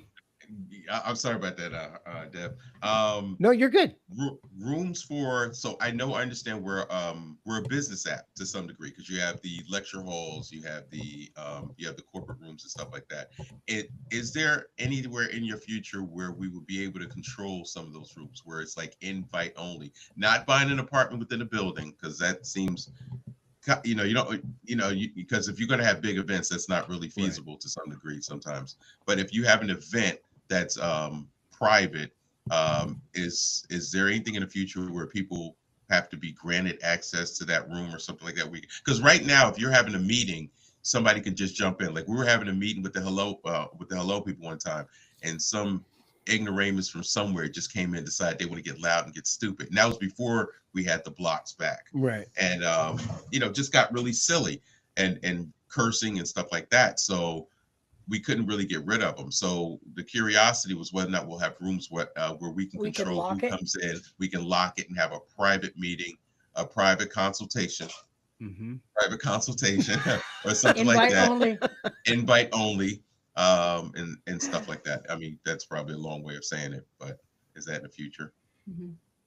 I think we kind of have that feature already, and I know that you are asking specifically about the rooms, but we have metaverses that can be added. You can have very specific business metaverse that you want to use by invite only, and you can create any locations. We were saying, you can link any of your rooms to any of your public spaces as well. So you can potentially just have a private invite-only metaverse with a couple of locations that you want to use for meetings.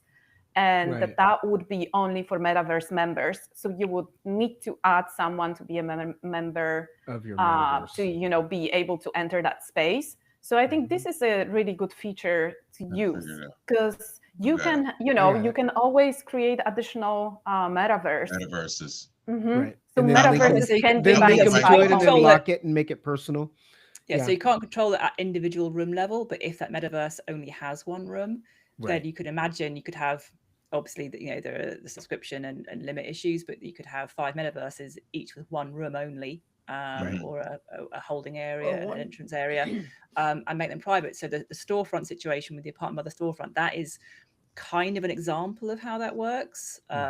So when you have that, the storefront, it kind of creates the private area metaverse type thing. But simply as Dora said, make a metaverse, mark it as private or invite only. How do you invite them though? Because when you have you have to give them access to your that metaverse. So they have to be a member. You have to give them that. You can generate a link. Understood. And you can delete them if necessary off that link. Exactly. You manage your metaverse members, anytime. You just go to Multiverse online and you can and it's edit just for that members. specific metaverse. It doesn't. It's not for all of your whole metaverse. It's just that specific one. Correct. Okay. You're right. Can you delete metaverses? Because I can't find it. So no, actually, you personally cannot do that, but we can do it for you if you are sure. It was kind of metaverse that you don't need. Just reach out to us, and you need. I will do that. I will talk to Dora. You need to mark it. You need to change the name. To Dora. Yeah. And then we can, if you are sure you want to delete it. I do. I cannot be metaverse on the subscription. And it cannot be on a trial as well. So you need to make sure it's a free metaverse, change its name to delete, and reach out to support. And I'm going to need the mapping. I'm going to need the, I'll give you my personal email. I'm going to need the mapping algorithm for the dragon fruit, okay? Yeah, right. I wouldn't mind that either. Actually. Yeah, me neither. I'm going to need the mapping algorithm. Confidential info. Yeah, exactly. So when does it technically drop? When do you guys drop the mega fruits? That they really want to know that. What's where? Yeah, where do they normally go, and how often are they actually dropped? How random? How random? Is it random? Super random? I think it's random. I don't know. That it's, specific. Nobody would have time to specifically put it somewhere. I know. It's not. It's random so what we do with the loot boxes, each of the loot has a percentage likelihood of appearing. I don't know offhand what percentages are. It was a while ago we did these, but for example, the dragon fruit will be 5%, the lemons will be 10%, whatever. So when you open a loot box, it gives you that based on those percentages, it'll decide what to put in. So we have rolls the dice over exactly where it's exactly. So each one rolls the dice. Okay.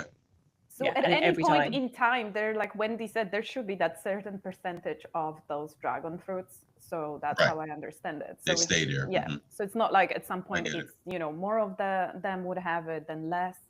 It's just they are throughout the entire Infiniverse. So obviously that's a lot. But you could put a code for Tri Virtual Roundtable. Right, you could. Oh, you could. It's a little bit higher. You could do that.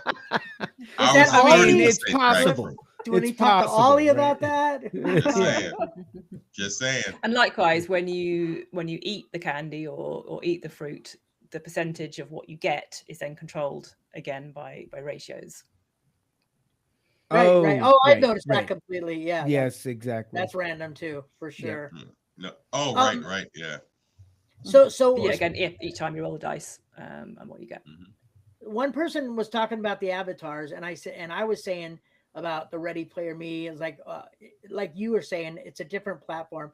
But then they said, well, we eat these fruit, we eat these things, and they change our avatars to like a Viking, or they change it to, and like, can we choose those? And I said, I don't know if you could choose those or if that's in the future. So something that we had mooted at the time, and this is very much just, discussion things, that there's no timeline for this at all yet. One of the things we thought about is with the avatars is once you have unlocked an avatar, so you eat the fruit, you become the Viking, you become the football player. Once you've unlocked it, it then goes into, say, your library, which you can then store them, or collect a certain set, or maybe once you've gained a certain number of XP, you unlock more avatars. We were thinking of ways to tie it into that. And then you can switch when you want to.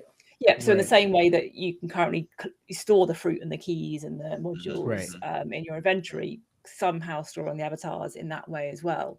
So that was certainly the route that we were thinking of taking it down, somehow once you've unlocking it somehow. Right. Or maybe buying a pack of them for a certain amount of money or whatever. Something like that. Yeah. But then whether it would be a permanent change, whether it would be again a per visit, change. Again, all details that then those kind of things are in some ways the last things to get decided. Right. Exactly. Just the switch of things. Well, but again, it's as Doc Maasi has very much said, it's every single thing often has a very long pathway to get there, and the steps that you're seeing now is then opening up the way to the get next there. step. The way to the next step. So things just like interactive loot boxes is a step further with things. Once we'd got the new the jetpack kiosks, that was a kiosk for further things. The plot stamps, again, creating more things down the line. So it's introducing these things. Exactly. Once the AI came, and you already saw that the progression. First of all, it was we controlled it, and you controlled it, and then they came. So now we've got more. Exactly. What is that the route towards? So things like the avatars, it's those beginning steps. We have the inventory on the wrist menu. We have the ability to change avatar at all. We have a selection of avatars. There's still many things to iron out. Just the lighting on the avatars is wrong at night. They don't really look very good. And just things about how we would then make that feature, not sorry, gamify it, but make it in a way that is usable and valuable to players. Right. All of those, yes, laying the foundations towards things that you can then do later on. I think a lot of people don't realize what we've actually came through from the beginning. Because you think there's so many updates that now we can say, there's a lot of progress here. Like you don't realize it when it's slow, or like this happens, but looking from one day to another day, completely different. We have marinas. We've got all these new things. Like it's crazy. You can't even try to name everything. I stopped get all these tours. Now I'm like, nah, man, I can't give a tour. I'll talk to you about it. We'll go over the Fades area. I'll give you some details because I forget stuff. I forgot about the AI robot till we went into one of my apartments and the AI was there. I was like, oh yeah, that's right. About the agent. And some changes will be massive that will make an instant effect. Some things will be much smaller. But again, as a reminder from where we've come from. So we launched on 17th of December 2021. So that's coming up to 4 years now. It was I don't know if any of you were involved in Multiverse from the very, very beginnings when we were just at the planetarium. So first of all, we just had the planetarium. That was our kind of our flagship venture into things, just a kind of proof of concept really for the tech that we were designing, for the Shape VR code to be able to make these things. We then added in the ability to make your own metaverses, and the original set was very, very limited. It was just sort of the template, the lobby, the waiting room, a very, very clinical, simple looking rooms.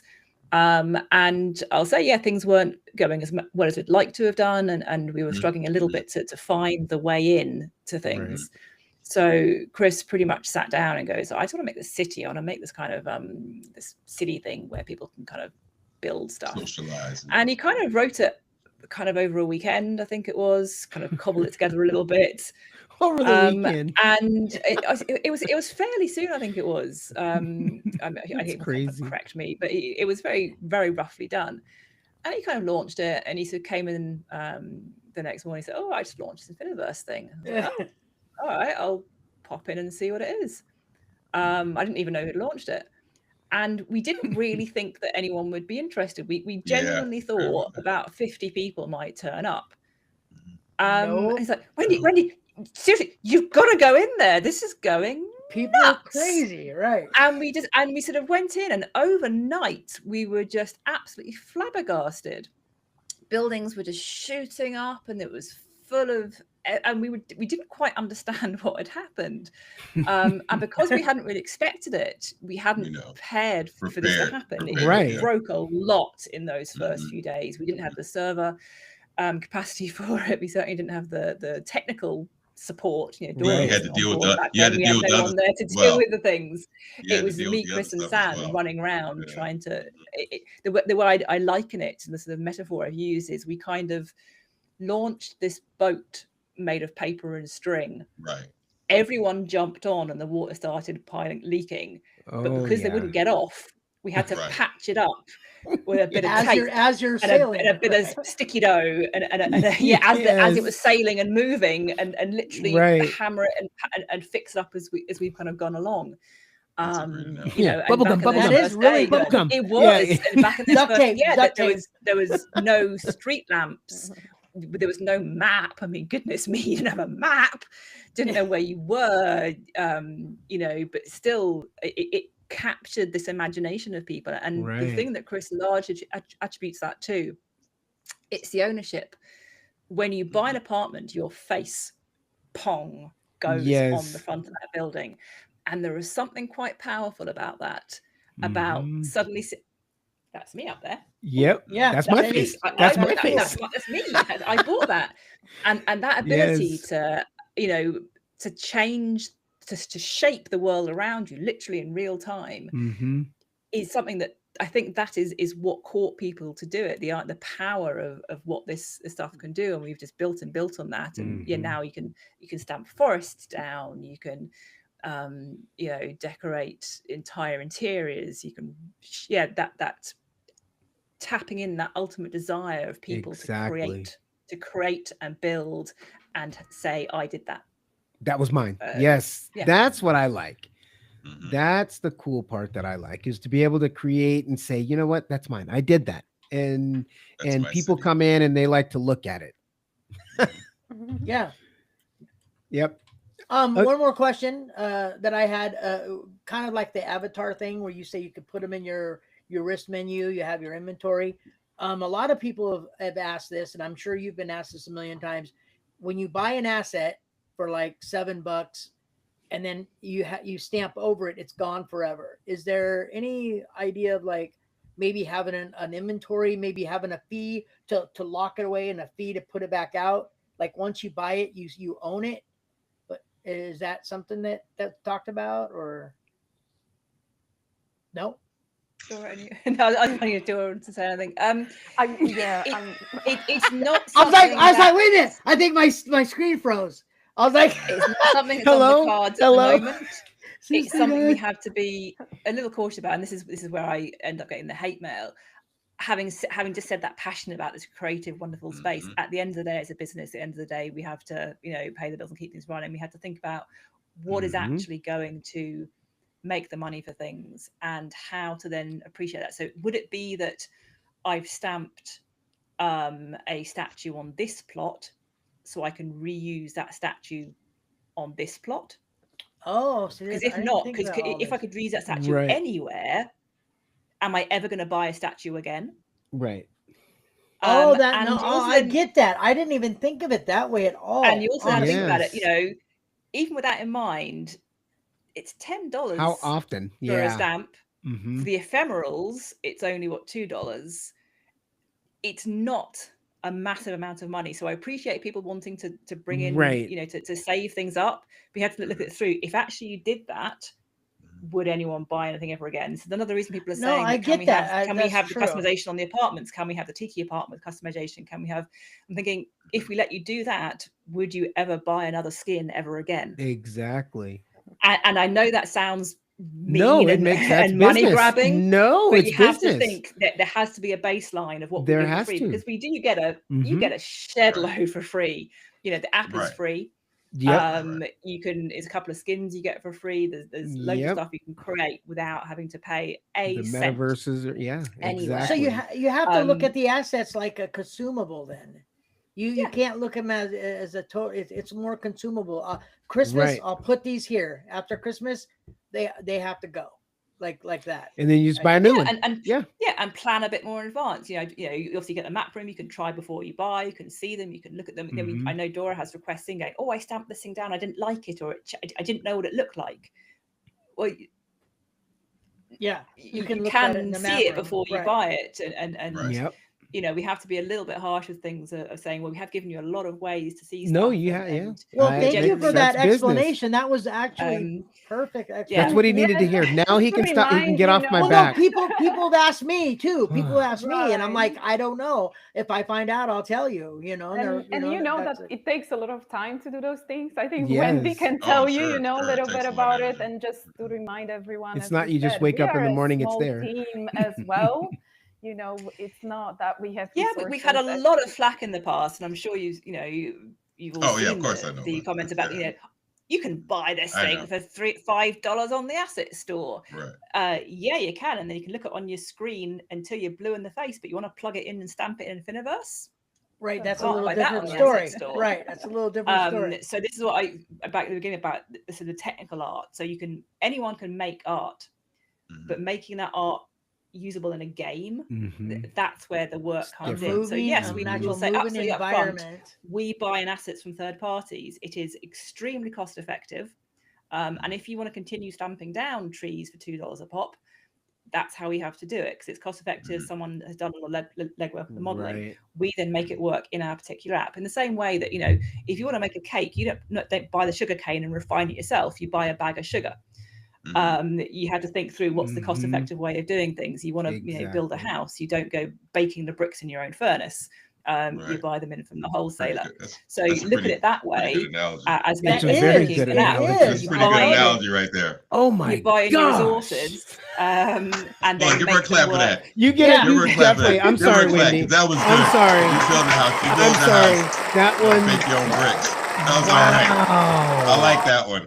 I like that. Wow. Some buy the bricks. You don't make them. Kudos to them. You know, go knock yourself out. Amazing. Yes. Yeah. So that, you know, we have absolutely no function about saying, we buy stuff in, because it makes. I know. I'm using that one. I'm definitely using that one. So just on a is there the future of multiverse as a whole and Infiniverse and all that stuff business wise? Is there, what's in your opinion, your future of what's the dream multiverse for Wendy and Dora? What's the dream multiverse? Even if it doesn't get there, even if, you know, but what would be the dream that you have of multiverse to look like or feel or be? I think that's such a huge topic, actually, and I'm thinking, because I'm checking, you know, if San gonna join us, but I haven't heard from him. I was trying to stall.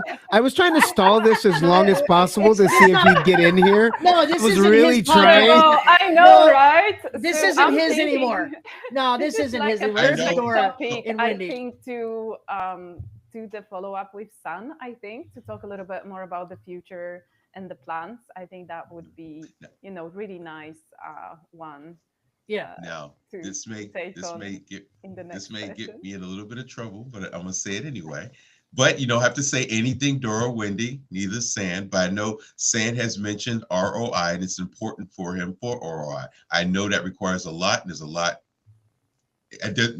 There's a lot with that. So, but I just want to say, we do understand that's part of San's plan, but I do understand that you can't really talk about it because the people in the metaverse. So, you know, you say one thing and it goes, so this is me saying it, this is not you guys, but I know that's an important part of the process in the future of this platform is ROI. And that's all I'm going to say. Yeah, and it's saying, one question is where would we like it to go? And another question is, where is it going to go? Right. With that second one, no one can say, because, you know, we do like to be reactive and responsive and things, and definitely try and, if we set ourselves a path now, the chance are it would change by the time we got there anyway. So it's about building those steps, as I said before, building steps towards things, then very much looking at what the market's saying, looking at what the users are saying, looking at what's working, what's not working. You know, some things we have launched them and we thought this is going to be great, and it just didn't quite take off in the way we thought it would. Other things we weren't expecting them to, and they did. So it's about being responsive and reactive to that. And some things we really wanted to implement, but then the platform didn't allow us, you know. Right. So that's another factor. That list is very big. Right. That list is huge. But I mean, for me, you know, call me a traditionalist. You know, I have my own ambition, but it's a very personal, quiet ambition. I think I just love seeing what it is now. I love the people. You know, anyone who catches me an app, you know, I'll just be distracted, you know, in seconds and wander off to see what you're doing. I love when I see someone who's taken the time to create something amazing. And the more of that I see, it just fills me, you know, with Harmony Island. Harmony Island. When we put Pegasus down, it just worked.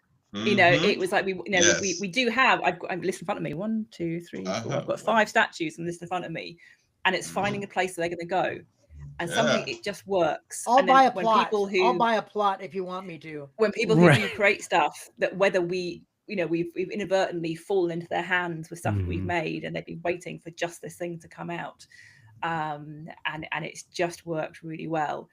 And so it's seeing that and going to an apartment where someone's taken the time to decorate things and to make it match up and to make it this cohesive situation. You know, that for me fills me with this absolute joy. awe of it is. It's joy. This community spirit of things. I agree. People make events that, again, it's, you know, with Gil when he was doing his anagram, the maze he was doing. Yes. At the time that took to do it, and using these tools in a way that it wasn't really meant to be used, but it still was this creative mind thinking, what can I do with this? And that's just really inspiring as an artist. It is. You know, to see other artists, you know, even if it's not traditional type artists. I don't know if Doc, you'd call yourself an artist, but you know, you've got that creative flair of things and you make things look good. Snotties. Snotties. Okay, so again, you run with that, and you know, it's an idea, and it's just, and you just go with it. So Arcadian said something here. She said and I'll just kind of bring it together. She's talking about the graphics and how the quality and how some of these other games that we play might have excellent graphics that are this, that, and the other. And so I just, on my opinion, when she wrote that, which is a good thing because I hear that from my son when he comes into the game. He's a gamer, and so he's used to that gaming atmosphere. And so the Multiverse, just like you were saying, it has that lower poly and it's not as higher graphic, and because of the restraints that we're in.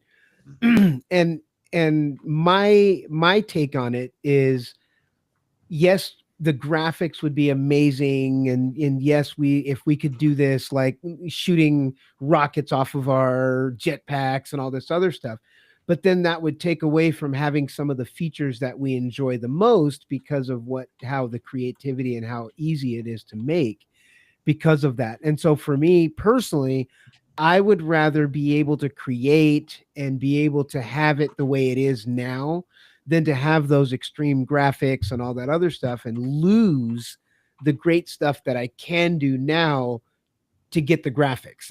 If I were to have to sacrifice the graphics to being able to create what we're doing now, I'm very satisfied with the way it is now to be able to do the things. Okay, let me just so I can.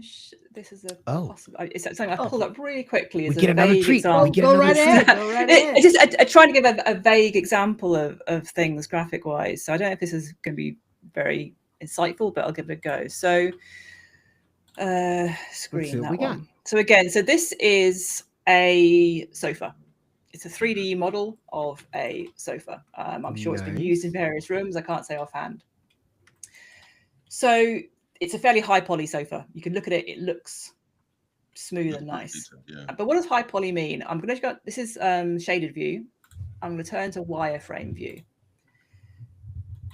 Every single one of these kind of junctions of a line is called a vertex, and I'm not sure how many it's got on there. Let me pull up that. A few. It's got a lot. So this particular model has. So the cushion itself has 2,500. So one cushion, one of these small cushions has 2,500. Oh my gosh. So the sofa itself has 6,000. So we're looking at 10,000 or so for one sofa. Wow. Let me then compare some, I guess not a comparison, but Infiniverse default tree. Let me take in one of our trees from Infiniverse. Okay, I don't know if it's a good example. And this is in how many thousands of apartments? Yeah, I know. Let's take a tree and do that again and compare that with that sofa we just saw. Yeah, it's a lot less. It's much so this is the kind of the underlying architecture of each item, the simplicity of that, and the much fewer items that we have. So So this, for example, let me just pull up the numbers for this one. So this has 700. That's still quite a lot for what I'd like to have. Wow. Yeah. So obviously you wouldn't put a sofa where you put a tree, but these are just the things I pulled up and I've got a very big library. But that gives an idea of when you see something, what you're not seeing is how it's actually made up. So the trick is to use stuff that is as simple as possible in order to be able to put more things in. So imagine a forest, it's got 200 trees. Oh, yeah, exactly. So that adds up very quickly. Yes. And then spread out. It's the open world perspective too, remember? Right. That's what we have to everything is generating as you walk by it. Yeah, you stand on a hill and you see 6 plots of forests. Right. Exactly. There's a lot of stuff in there. Another even if we take something like so let me pull up the old lovely Sakura. So these are our hero assets. They're fairly big, but we can still see if we take on the wireframe, it's actually fairly simple.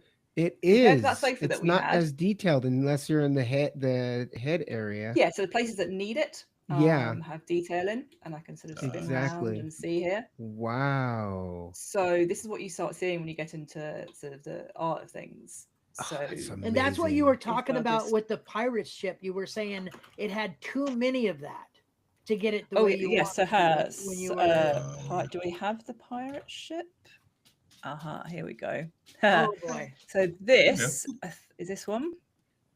Oh my gosh. No, I love it. What do I gotta do? That is beyond. Oh my gosh.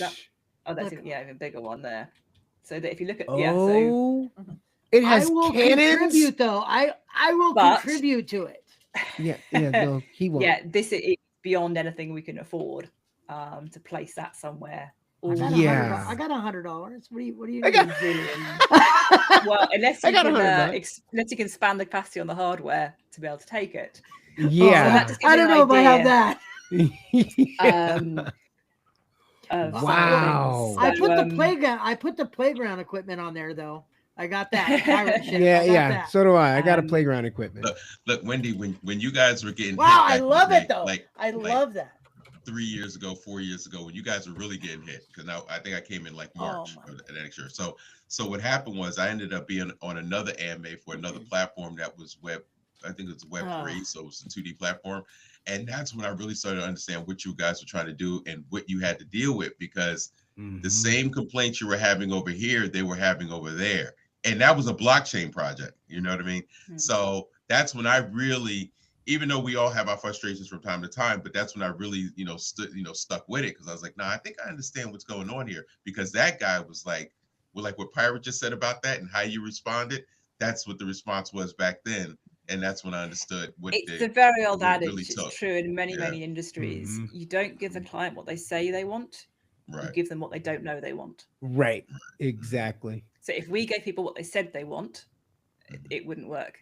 Right. People, they see it and they, I want that, I want that, I want that. You did. But it's not actually. The stores. So I got a question, and it not that massive one, but as far as like an asset, like a $10 asset of a pirate ship with low poly, right? Like that's possible, but not anything big like that. Right. Yes. Let me see what I've seen ship. So let's go because like his Doc's his Pegasus. Don't bring my Pegasus. No. I love it. No. I'm saying like it looks like that would be super high like there'd be like 10,000 or 100,000 of the pixels or whatever. So Roman was an amazing artist. He's a low poly specialist, and he works very hard to create things which are beautiful. There it is. Low poly. Look at him. So let's take a little look at this. I want to see the numbers. Frame. Yeah, that'd be awesome. Oh, not that bad. See how simple that is when you come down. Yeah. But it looks so awesome. I'll look out for you guys, Wendy. I make sure to make your life simple. This in total is less than that sofa was. No. Thank you. What? So he is. It's an absolute skill at getting detail where it's needed, and not where it's not. To where you don't need. And it's huge. Well, I mean, I guess it's just visually, that's what and I'll be honest, I knew that was the perfect spot for something.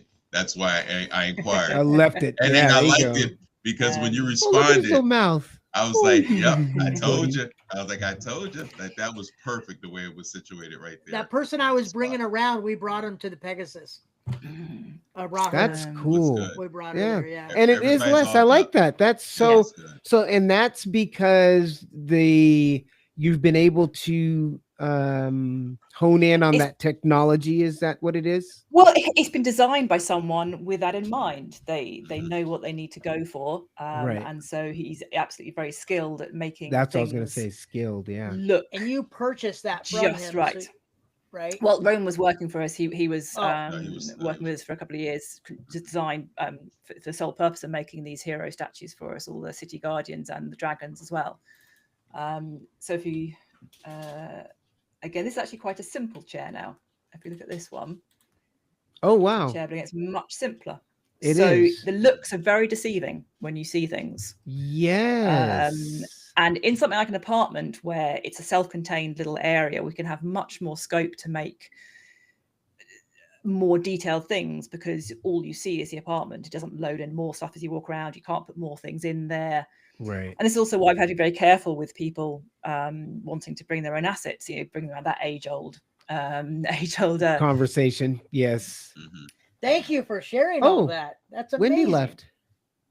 She probably clicked out. Oh, she probably logged out, and hopefully she'll just quit come back in. That was Yeah. So let's gang up on Dora. Yeah. Finally. Yeah. What's up, Dora? So since we have any screen share to I know, huh? Sorry guys. That's okay. I got a question for Dora about storefronts. Okay, there you go. Yeah. So I'm sorry, pressed completely the wrong button. No That's worries. okay. Yeah, I pressed stop sharing, but instead I pressed leave. But you're back. Yeah, the age-old thing of people bringing in their own assets. When you go on an asset store, things will say this is low poly. It is not. It is very much not things that are sold. They'll say that to try and sell it to you, and we just can't afford to have people bringing in stuff without really taking into mind these constraints. One of the biggest things I spend my time, even with the assets that we buy in, is then simplifying them and taking out detail that's not needed, reducing them down, making them much, much simpler. And things like the playgrounds that went in recently, they were really pushing the limits. I was just going to ask about that. That was part of one of my next questions is once you've gotten the ability to have the Ferris wheels, is that also going to be the time when we'll actually be able to walk on the actual playground equipment as well? Is that going to be... So that was a design choice in some ways. So we can currently make a surface walkable or not walkable. And so with the treehouse, I thought the first thing people are going to want to try and do is get up there. And the same with the little watchtowers. And if you come across the watchtowers, which are in the European temperate forest, people are going to want to try and get up there. So I knew I had to make that accessible. I haven't seen that. Yes, so the European temperate forest and the tropical forest, there is a very big range of items that you'll get in the central spot. There's a 1 in 2 chance of getting nothing, and a 1 in 2 chance of getting, I think it's one of about 30 different items. Some are pretty small, so you have to be right on them to see them. Some of them are big. I stay right in the whale. I stay right in the whale skeleton. Have you guys seen the whale skeleton? No one's put that. I'm sure that went out. I have not seen the whale skeleton. No, I didn't see that one. Very big whale skeleton waiting to be seen, to be used. It's in the it's the tropical grove. It's one of the forests. So you get piles of sand and seashells and little sand dunes, and again, central item. Wow. You might get a little turtle, but you might get a mega big blue whale skeleton. I'm putting that down today. I am too. I'm going in there and playing with that. Thank you, Wendy. See, look, there's the little top secret stuff there. Yeah. And the watchtowers are in there as well. So I've never seen the watchtowers. Yeah, I've not seen that. No, I'm gonna have to look through those too. The forest, you go right in the middle, and you will. So sometimes it is tiny. I stay right in the middle and click it right in there. Yeah, that's what I do. Yep. Yeah, but again, it's a 1 in 2 chance of getting nothing. But once you've found the spot where one appears, that's where they'll all appear. So once you've seen the spot, you know where to look. Right. Then stay there. For things, yeah. Go ahead, Doc. Sorry. But yeah. So with the playgrounds, it was then decision to do we people walk on them, and for that my thought process was just basically they are fairly smallish. I'm not sure what walking on them would really do. You sort of jump on, jump off. You can't crawl through the things. You can't slide down the slide. Yeah, so it was kind of, is it actually worth it? Functional. As a thing? So I decided not to do with that one.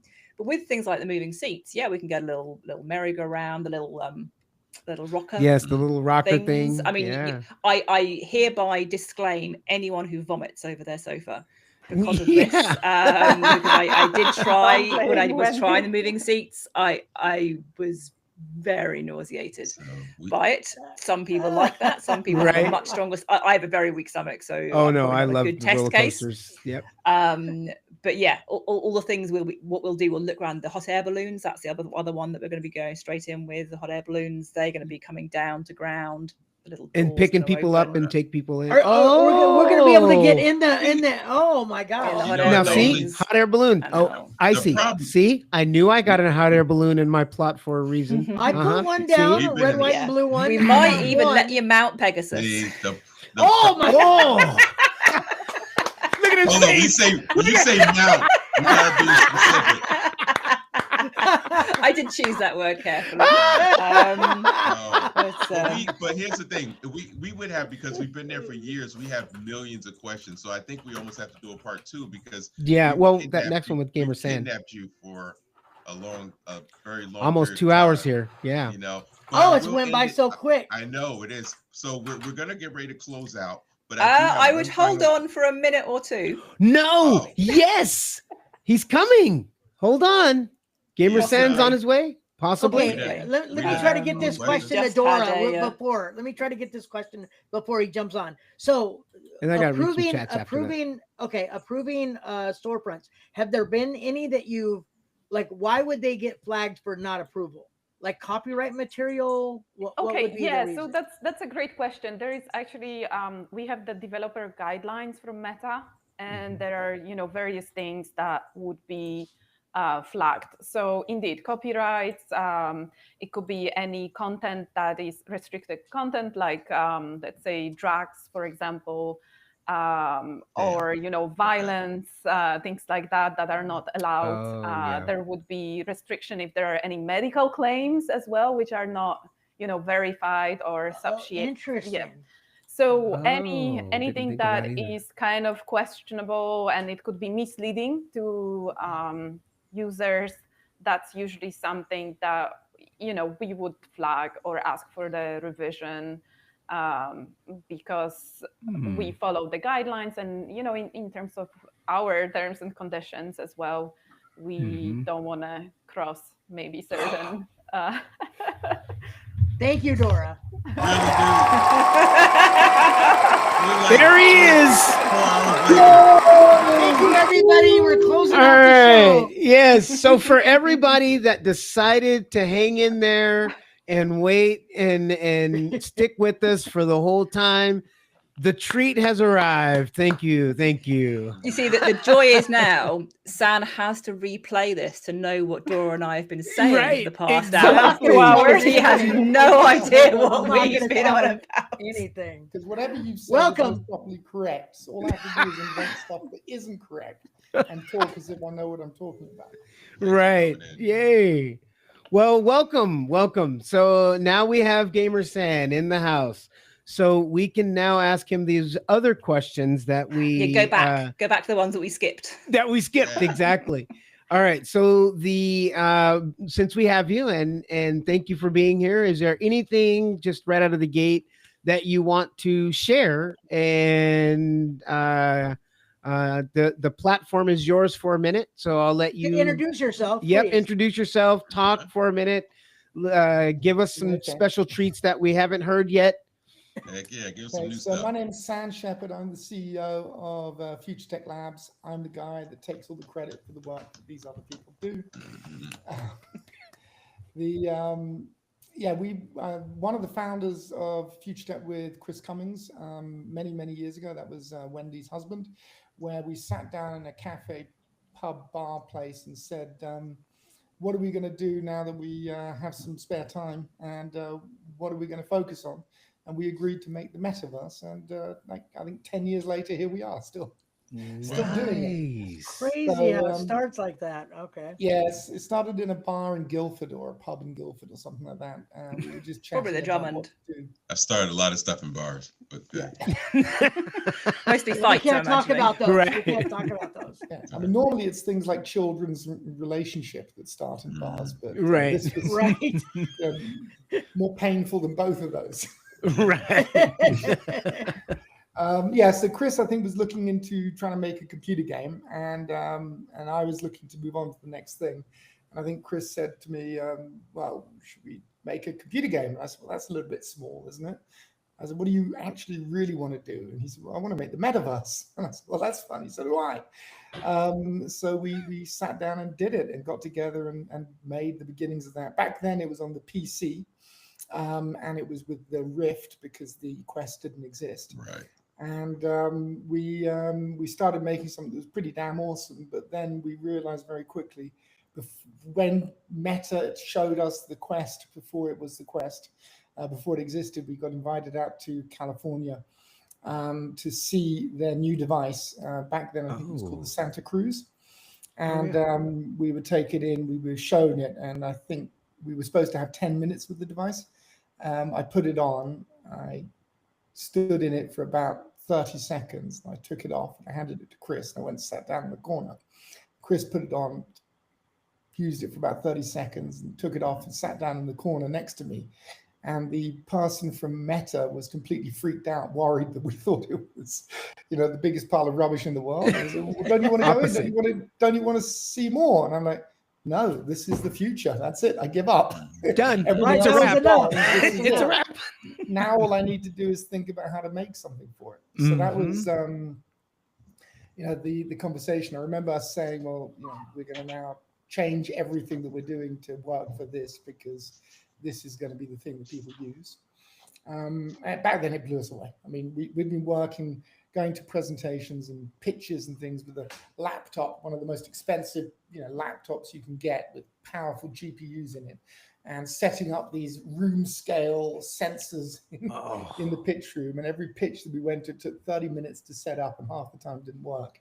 And then suddenly we went from that to walking around with a Quest in our bag that we could just take out and use, and it completely changed everything. We could see that was going to be a complete world of difference. But it did mean a lot of the things that we had set up right back at the beginning, because we had been thinking PC, had to change. So we ended up thinking about the metaverse very differently. Back then, we were looking to import all of your bookmarks from your browser and generate 3D rooms based upon the browser bookmarks you had. And we had technology to do that, to dynamically create an environment from a room that was found in your bookmarks folder and generate that as a 3D I remember space. seeing a really early concept. I think it was a big soda brand, a big soda company. You typed in somehow the URL that you would normally just see their website, and it skimmed the images, scraped the images from that website, put them into a virtual space, and made it converted, if you like, the website into a 3D space. And seeing that that is pretty clever. Incredible. Yeah, I did it real time, and it would do really clever things. So it would use the a sort of AI to work out which images went together, and it would scrape a web page and find the people, the about page and the people page, and all the images of the people would appear next to text about them in a room that was then called about. And that was for the web page. So we managed to create environments that were for that. We could even do searches. You could do a search and get image results from that search directly into the PC and stand in a room that was generated from image searches. And that was amazing. Go in, you do a search. This is game thing. This is GamerSan thing. Look at him go. This is just, Yeah. enjoy it. This is just, I like that. Hey, Gamer, I have a question for you though, real quick. I saw one of your old original videos. Sherry, Women's World, gave it to me. I don't remember if it was multiple videos, but I just remember you clearly having a vision for Multiverse. I mean, I don't know when you did it, but it had to be one of the first things where you said, look, this is what I'm thinking about doing. How's that different from now? Because now you've actually seriously are trying to do it. From one thing, having the vision, to actually processing and creating a team to implement it. How difficult did you find that over the past few years? It's extraordinarily difficult, because the other thing is you just mentioned two parts, which is our vision and the place that we are now. Those two things are just like, there's no linear line between them. There's about a gazillion lines, and it goes around the planet and through wormholes and out the other end. Exactly. And an elephant and out a cat. Yeah. I mean, there is absolutely no straight line between those two places. And not only that, there's something I used to say when working in electronic arts, making games, was that you make a game based upon an idea. One of the most difficult parts about making a game is that you have an idea of what's fun and what's going to work, but it never does. So whatever you make, you think this is going to be amazing. You make it and you're like, oh my God, this is shit. This isn't exactly, this is nothing what I wanted. Yeah, this is nothing close to what I wanted. This was supposed to be brilliant.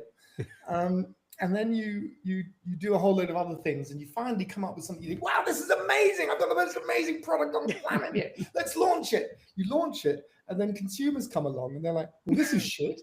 But I do like this stupid little thing that broke, that everybody hates, that is actually the key part of the game.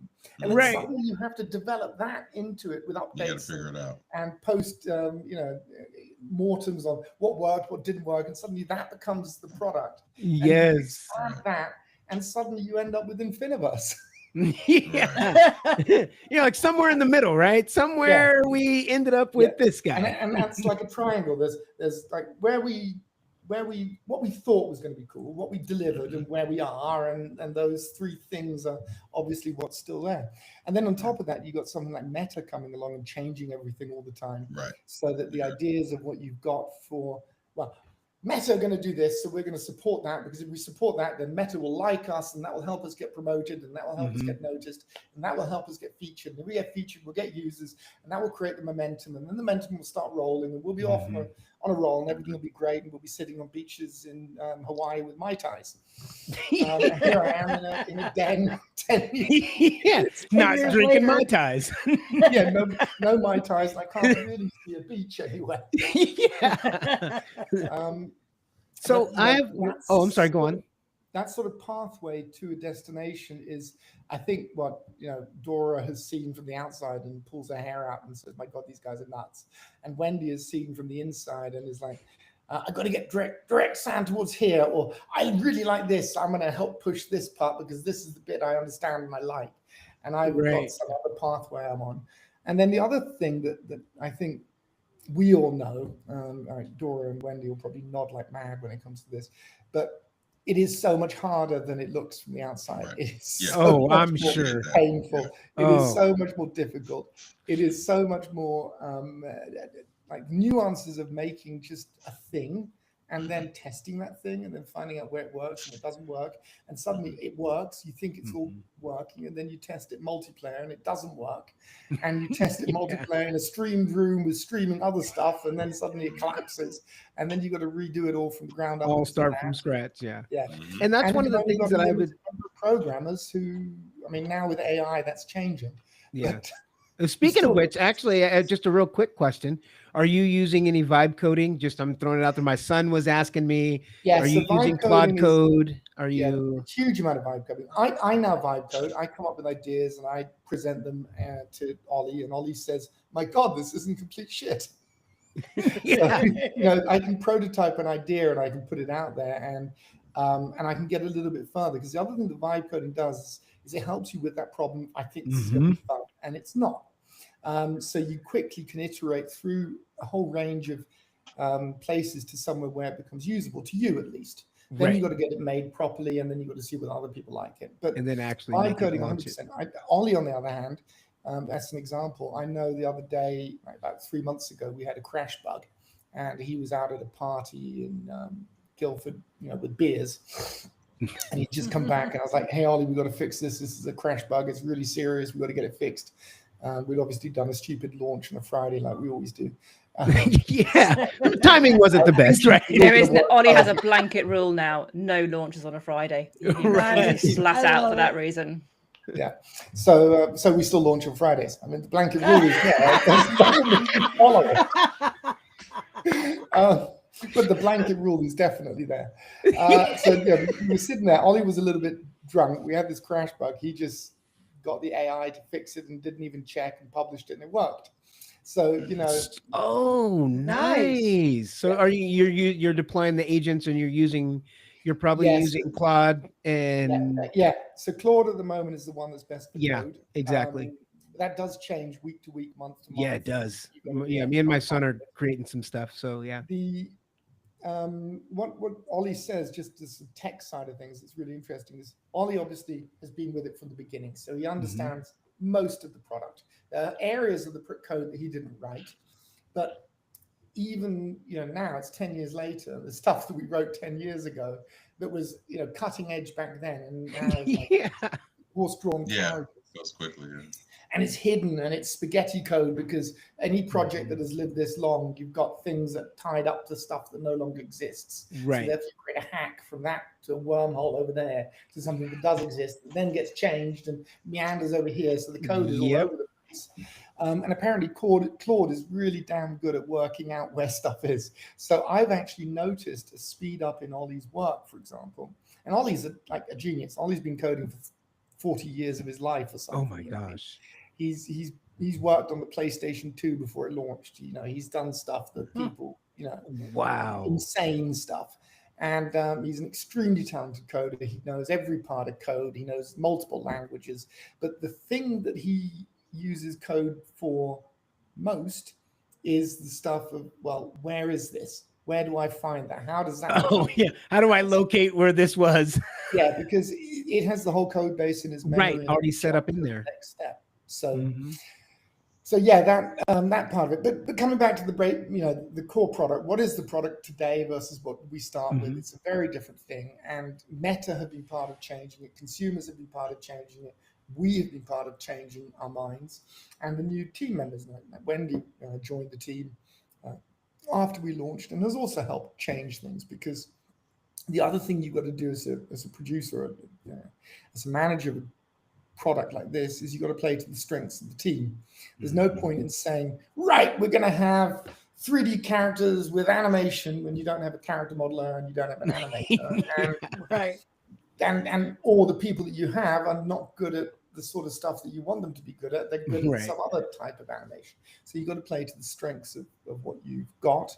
I think that's where we're at now. And I think, Wendy's very good at doing the 3D assets from the point of view of things like apartments that are coming out, the models of the drops, and the environments, the environment stats, which I'm really happy with. So those sorts of things, and her tech skills are much stronger than they were. But the product that we've got today is much more of a community built together space rather than what we initially thought it was going to be, which was different metaverses that were more like web pages. So we originally imagined that the metaverse would be websites in 3D. And you could go and explore them together in 3D. You could go and do a search for content, like as in Batman or cars or something like that, Mustangs, and get a whole room generated to different types of Mustangs, walk around that and get images. By the way, don't then, when you have that tech, do the rude image search that Chris then did. Oh which is the only time in my life that I've ripped the VR headset off my head faster than anything else. It's more nauseous than anything else I've ever done. You're like www. Something that's inappropriate. You do that search and it spawns 5 rooms filled with. Oh my god! Stop. Where's that tech at right now? I'm just curious. Where's that at right now? I just see. What Iceman really means is, what would happen if I search for Sam Fox? Yeah. No, yeah. I've talked to Sam about it, and I said, when can I make an environment for her? And he said there will be a time where I'll be able to put up some posters in there. So, one of these days, right? And again, there's are you talking about Sam Fox? Is that the one? Oh, okay. Yeah. But sorry, go ahead. Again, where we started was we were on PC, and the idea was that this was an open platform, and therefore you would be able to do porn or drugs or anything else that was legal, and then territory would be able to be done. And now, because of the Meta store, it's very locked down. They control what we can show or what users can show, not us, or not the internet, not the law. The law doesn't matter. What matters is what Meta thinks is right. Wow. And what Meta thinks is right is tailored to the thing that is most globally considered correct. Right. And therefore there are limitations that are outside of what we think is right, or what they, that the government says is right in England, or the government says in France or in America, or different places. So it's become a very different beast. But I'm quite happy with where it is. It's just not the product we initially thought we were making. So what is missing that you would like to have that you that's not there now that you wanted to have? I wanted to make the internet in 3D, and what we've got is a place that people can have stuff, but it's not the internet. The internet. And I wanted to be able to flip a switch and convert the internet into a 3D world, and then have people walk around that 3D world and then add to it. To claim a domain, put all the domains in all the storefronts across Infiniverse. Right. Every storefront was a domain from Google to BBC to CNN to Walmart to Amazon, and then have those storefronts get claimed by the owners and expanded upon, and metaverse is expanded upon. I still think that would be a very powerful thing to do. It would be. I agree. But it's not something that Meta will permit, or that is possible to do with a VR headset, because again, there was a lot of scraping that is doable with a PC, but not with a Meta Quest device. Right. So we'd have to then do it on servers, which would increase the cost. At the same time, the other problem we've got is that Multiverse is a free app on the Quest headset, but the Quest is great, has done very well, but it's far from a mobile phone that everybody has everywhere across the planet, or a PC or a laptop, a Mac, or something that everybody can access. So we end up with a very niche community, and we have to support the sort of things that niche community wants to do. Right. And as you can probably see from the people present on the screen right now, apart from Wendy and Dora, who are obviously in their 20s, the Doc. The reality is that we're an older group of people. We're not the young teenagers. The young teenagers are not using Quest for that sort of thing. They're using it for Gorilla Tag. And then the question is, do we try and add Gorilla Tag type things to Multiverse to bring them in? Or do we try and niche ourselves off and be the adult space for Metaverse? But that's, again, even niche within a niche within a niche. Yeah, I was going to say, it's a niche within a niche. So are we thinking mobile in the future then? Are we thinking mobile applications? I do want to get it onto more devices. The problem that you get when you start converting something like Multiverse onto PC and mobile is, as soon as you take away the VR, you end up in a scenario where you'll have 100 times the users that are non-VR that you have. Which you want the VR. And then suddenly, as a business, I'm sitting there thinking, well, if I support these non-VR things, I'm going to support the people that are making me the money. Right. And I'm going to suddenly find myself doing what Rec Room did and what all of these other apps do, which is you move into non-VR and then you change the product so that it doesn't support VR, because that's where the money is. Yeah. And then you're following the money and you're not making the product that people believed in, and suddenly you're just doing what everybody else does. Yep, I agree. I don't use the Multiverse on PC. I only use it on the headset. I do it on the PC here and there, but again on the the different he was saying mobile, but what about on different headsets? This was one of my questions. But again, different headsets, great, but who's going to pay for the support of a new headset like the one of the new Chinese ones that's come out, when it costs us about $100,000 a year, but we're going to make 3. Right, exactly. So with the new, so like the Google and the Samsung one that's coming out, is that going to be something that will eventually be on there? So my understanding is that Meta is making deals with people to be able to include their OS and therefore their store and therefore the store products on those devices. Now, that will mean that they will have access to all of the products. Will our product work? Because will it remap to the right controller setup? Will they have the same number of buttons? Will they be able to do the stuff that we do? Will it work in that way? Will they decide to not have controllers, and therefore the whole wrist menu and movement is different? And then we will either support that or not. And the cost, Star Chart is one of my products I made before Multiverse, and we ported that to VR at the beginning. We gained 5% of the market. It was a gamble. Wow. But we did a really good job. We got, I think it was closer to 7%, but we got over 5% of the market on the Samsung Gear VR. But when we ported it, we had to change the controls and the navigation and the UI. And I thought, that'd be easy. It took us 8 months. A team of 3 people, 8 months to convert. Now, luckily, it paid for itself, multiple times over, and that was a gamble. We had to gamble 8 months worth of work to decide that was a good enough product. Now, it was brilliant. We won awards. It was one of the best products out there at the time, and we really did innovate on the UI controls and the experience. And we're, as a team, as a company, we're really good at that sort of stuff. We're brilliant at cutting edge tech, innovation, and at making things that other people don't know how to make yet.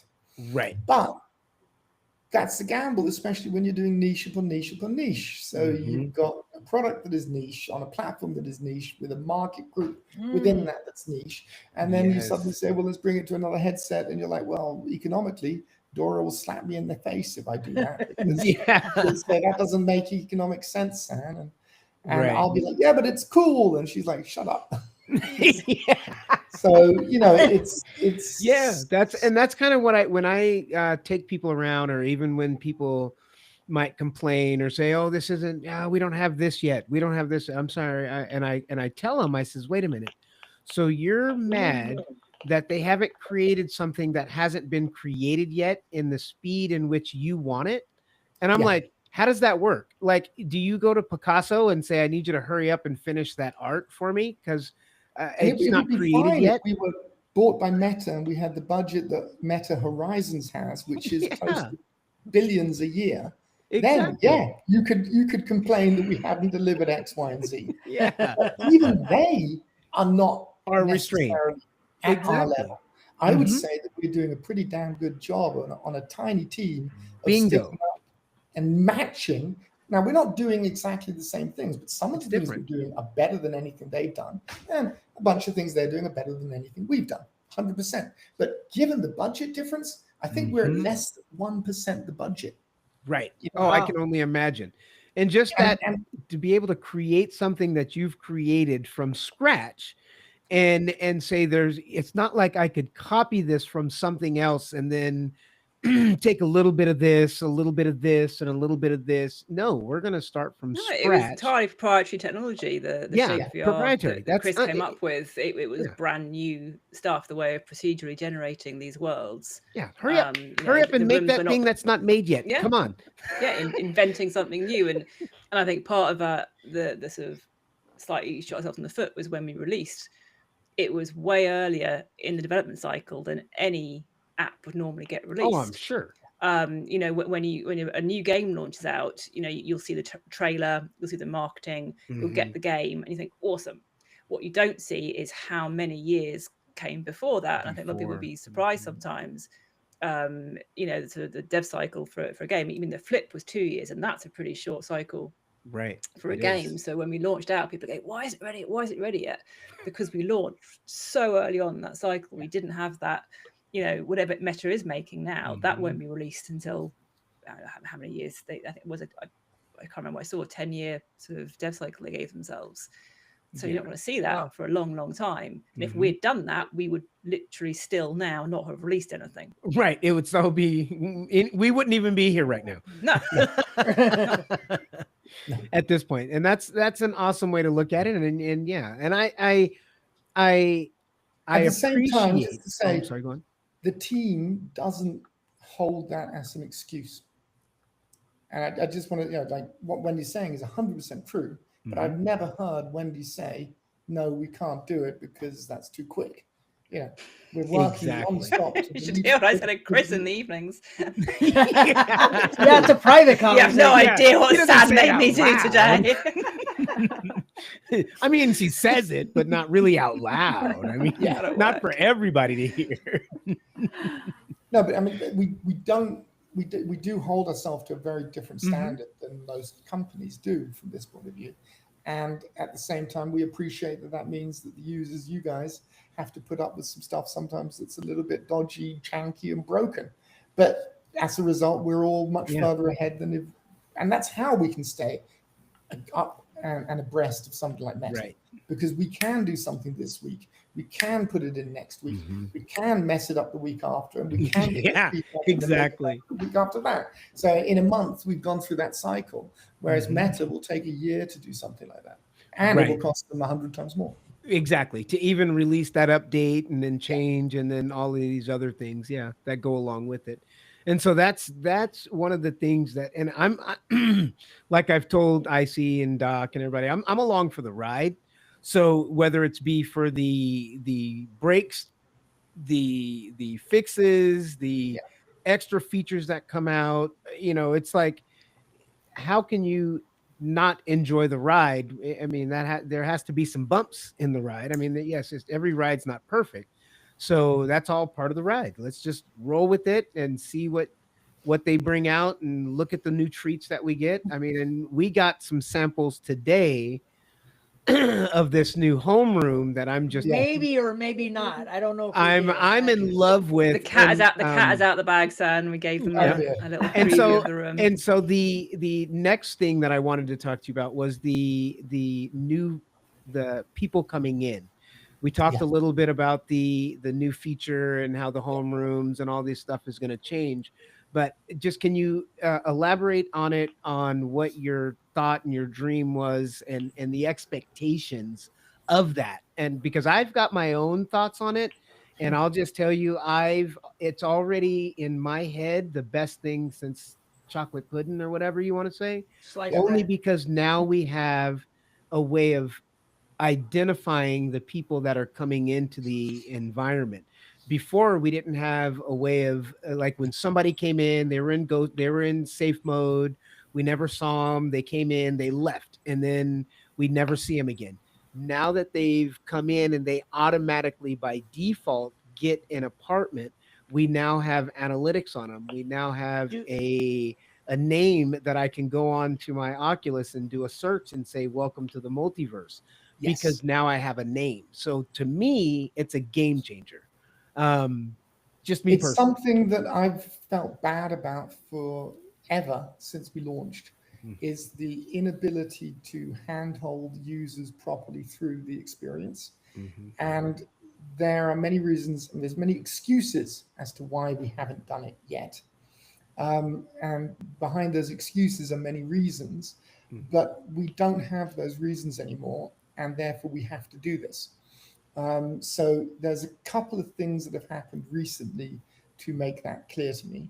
One, while the planetarium and the exhibitions and some of these other places, Zombie Town, are amazing experiences, they have proven without doubt not to be the reason that people come to Multiverse. There's something that people do when they're in Multiverse sometimes, but they're not the reason people come to Multiverse. The events are separate. We've had some amazing attendance to some of the NASA events, and that is a big deal. We can continue doing that. But the thing that has also changed is that we used to think that this was going to be a business use case, that there was going to be a big business use case within the app. And there is, but it's not creating a metaverse to hold a business meeting. It's not going to be business people putting on the headset that are going to drive consumers. It's the other way around. Consumer-driven experiences are going to drive the adoption of business, if anything. So therefore, we can focus on consumers and what is good for the consumer. Third thing, we now know what the product is. I actually know now much more what the product is than I did. And therefore, we can tell people what the product is, and we can help them onboard towards the goal of what the product is. We can even provide goals. And those were things we couldn't do before.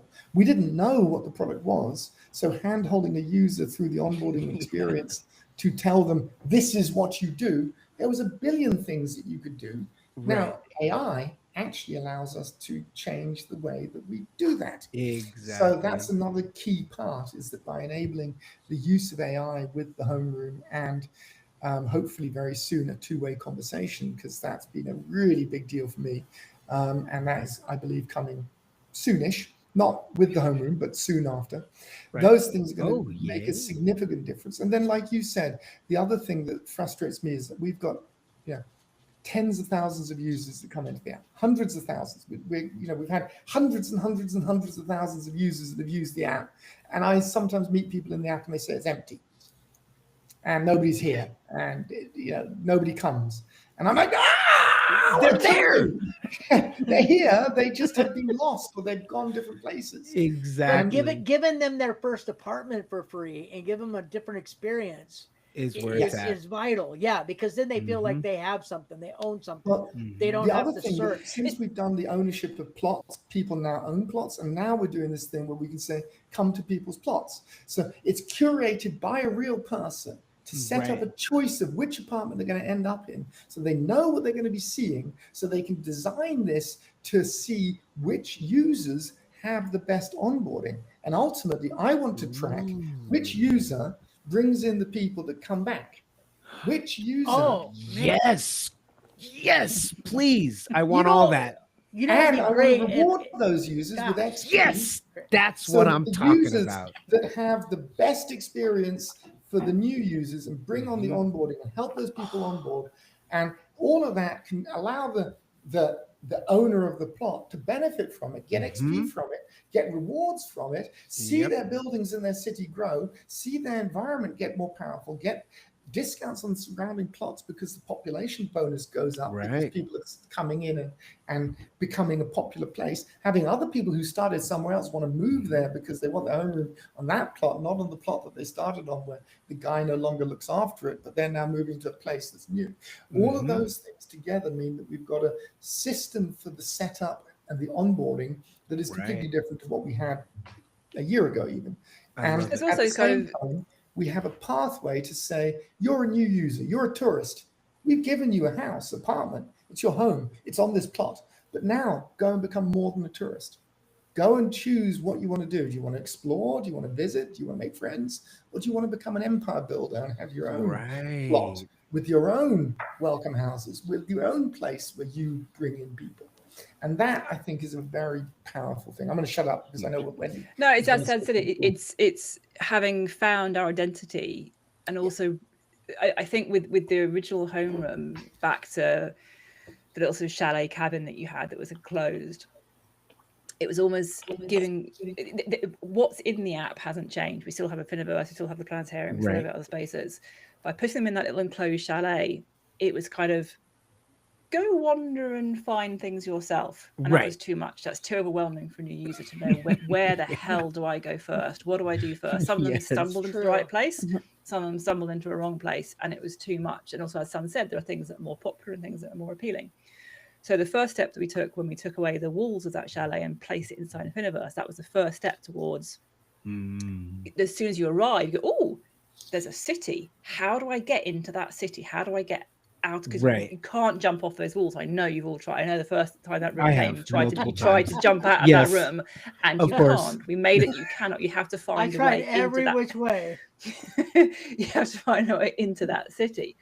And this is then that next step further of actually putting you slap bang in your own unique place. It's not a generic homeroom. It's not just somewhere that's in Grand Central. It is in your space. It's tailored to you. So it's simplifying that pathway so much towards what people are going to want to do, and saying, right, we have started you off on this pathway. The next steps are really, really simple.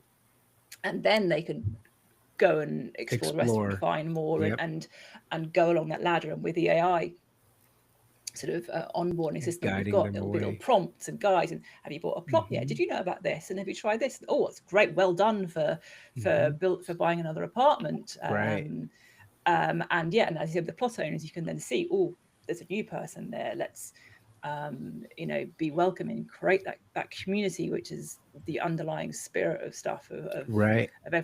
In the fact that you three guys here, you met and created this community. There's other communities. There's people who I've seen have meetups in real life. There's friends forming. That's the solidification of this. So by getting those new users right slap bang in the heart of those communities, it is, as Sam said, he has been every downtime we have had for the past 3 years. Like, what about the tutorial? Should we do the tutorial? What about the tutorial? I'd love to get people like in a tutorial. How about we onboard them? It's never been that kind of confluence of all of us having the time together to be able to do it, because it has been a combination of, right back at the beginning, we're talking about the roles of the production and the art and the code and the management, all of us working together to get this all done. But yeah, he's been on it for a long time. Oh, I'm excited about it personally. To stop pushing those bloody green buttons.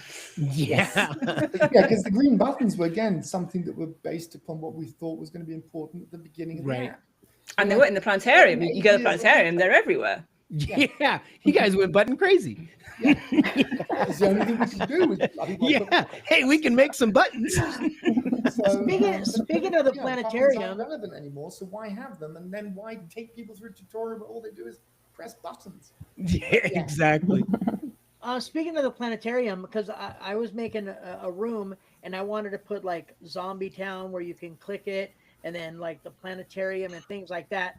I think I found the link to them. Is there? You can still do that, right? Dora. Yeah. Dora, that's one for you. Sorry, can you again? Yeah, it messed me up. Dora, do not feel bad, Dora, because I left the question as well.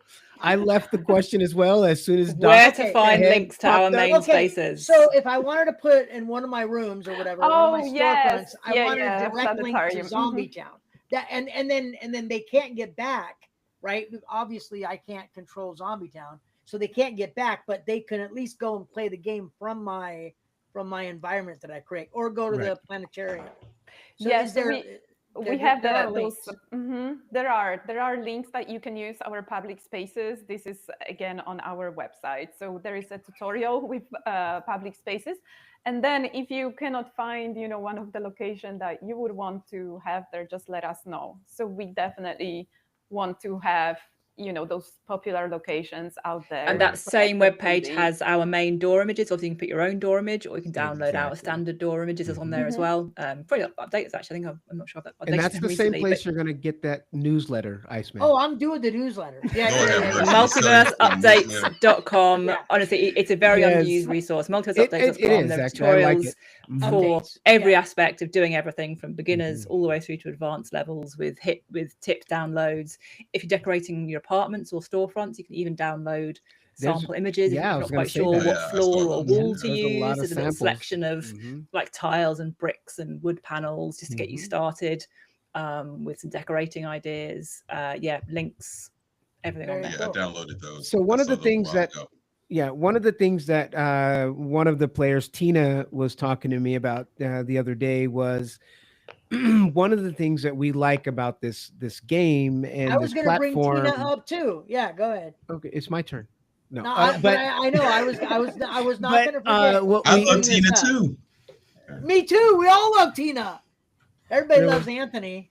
Yeah, since Anthony's out, Tina's in. Yeah, exactly. So now I lost my.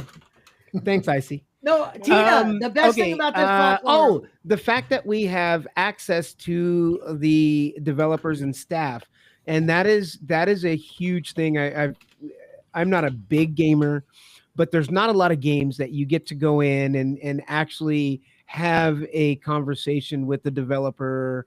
I don't think the gamer or I don't think Gorilla Tag guy is running with everybody playing Gorilla Tag and doing that. And so I just want to say that's what makes this platform more unique than a lot of other platforms, is because you're involved. You guys are in there. Wendy comes in and has her area that she decorates up out there and has fun doing it and comes in and talks with everyone when she comes in. That's not a thing. That's not like a normal developer deal. So I just want to say thank you. Well, thank you. And you have me also. I'm there. Oh yeah, Doc's there too. I mean, I make it. Honorary. I was flying in jetpacks with GamerSan and like 4 other people, and I just flew way up and watched everybody flying, and I thought exactly that. Like, when do you get a game that you can say the developers out there flying? And then with Wendy, she's like, "Hey, you want to come see what I just dropped down? Let's go look at it in real time." I'm like, okay, it's 5:30 in the morning for me. I haven't been to bed, but I'm not gonna go to bed. I'd rather hang out here. Like, no, it is amazing, truly amazing. Yeah, but I mean, first of all, I haven't seen Dora a lot in there though. I did. I caught her in there. I caught her in there recently. I respond to all the support emails in the meantime. Yeah, exactly. No, so there's 2 things. First of all, it is unique. It is an attitude that most devs don't have. And I've been making things for direct-to-consumer platforms and content for years. And I can tell you, it's one of the most difficult things on the planet. Some of you guys are awesome, and some of you guys really suck. We are not. Doc, we understand. Oh, no. We understand. Look, I done caused a couple things. And it's even more hard when you've got Discord, not just the review system, because that in the old days, that was the problem when you get the review system coming in. And I've had people looking at the reviews of Star Chart or one of the other products that you made. And the developers would feel personally insulted or hurt by the reviews that were out there. Right. You'd have people giving like the best game ever, but they'd put 1 star on it. Or they'd have people...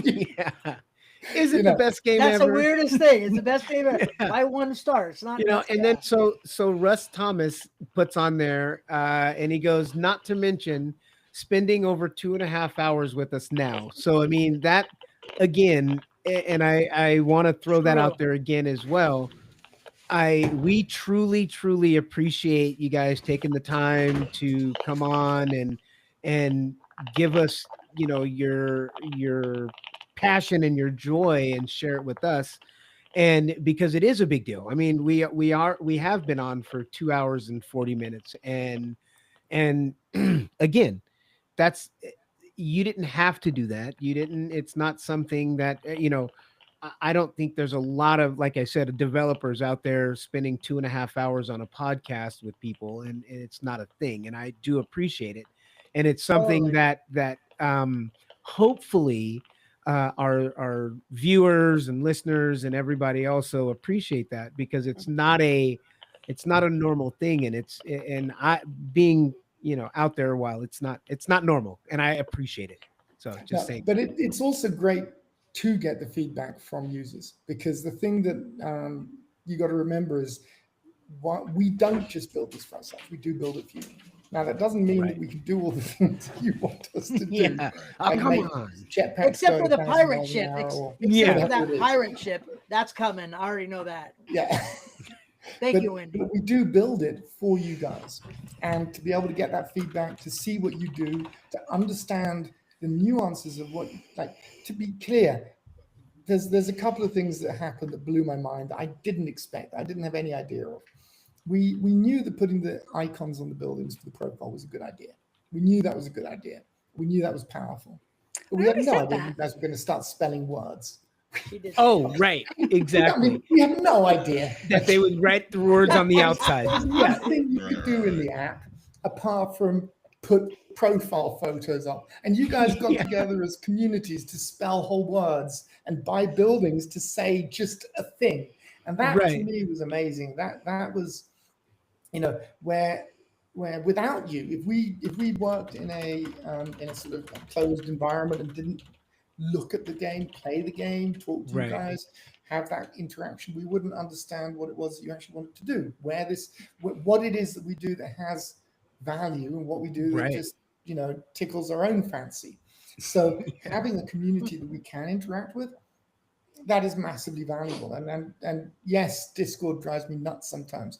And yes, I should not type things in Discord sometimes when I do. Yes, I should sometimes stay away from Discord for months at a time. Always check the time in France when his messages come, and you'll see if it's like early in the morning or midnight, and you'll know how to receive them.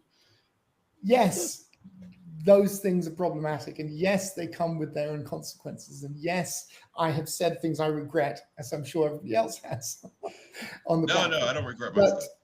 At the same time, without that, it wouldn't be the product it is today. And those things matter. They make it real. We're real people, and we're doing this because we have a passion for it.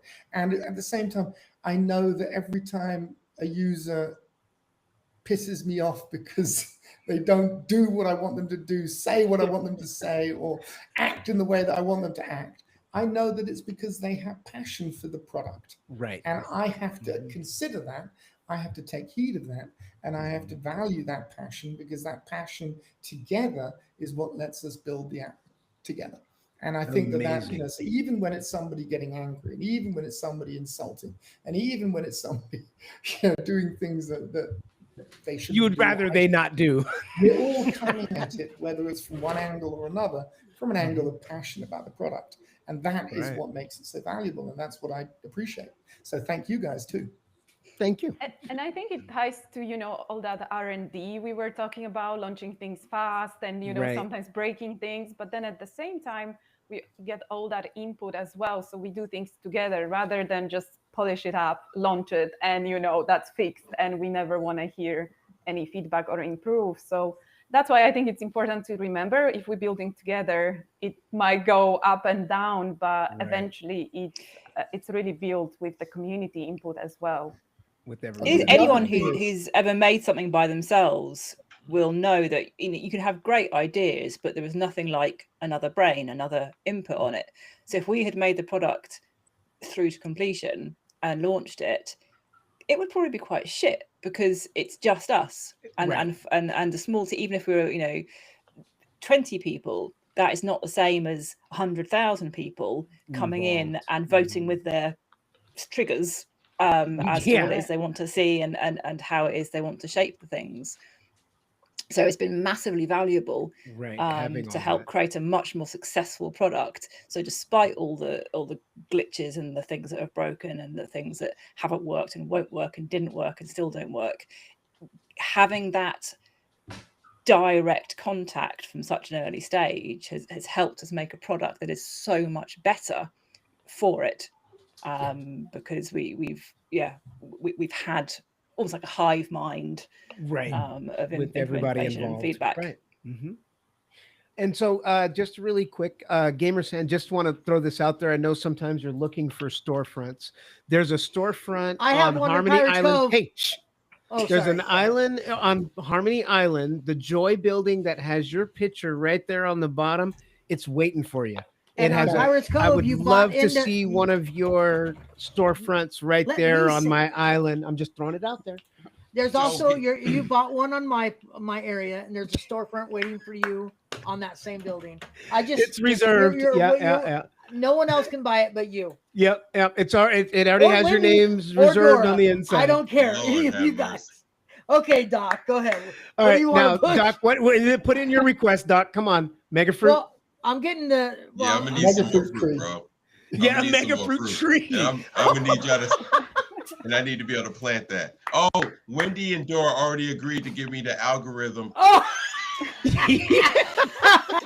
What? Yeah, they already said they're gonna release it. No. Actually, I apologize, because I'm an info person, and somebody will take that seriously, and all of a sudden I'm getting exactly. You're getting hunted down. I'll take some of that fruit. Yeah, just kidding. Yeah.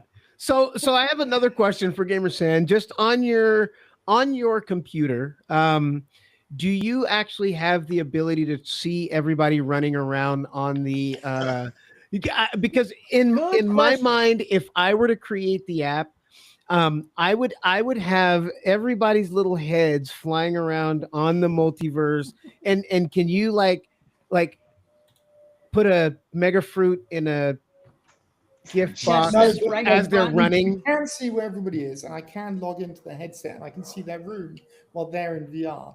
So I log into my headset and I just watch your room from your point of view. Are you?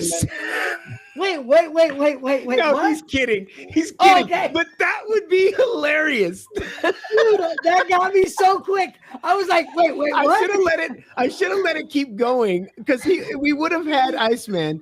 And you saw me like something at the box room? We probably would have had him for maybe 5 minutes at least. You would have, oh my gosh, I was freaking out. Yeah, because I'm all subdued because I'm in the clinical setting. I'm mad. I'm not in my living room. Yeah, I know. I can't really engage. But no, I'm sure you have extra features that you get to see. And his wrist menu is crazy. Oh, I know. Most of the features that we can see with regards to what people are doing are logs.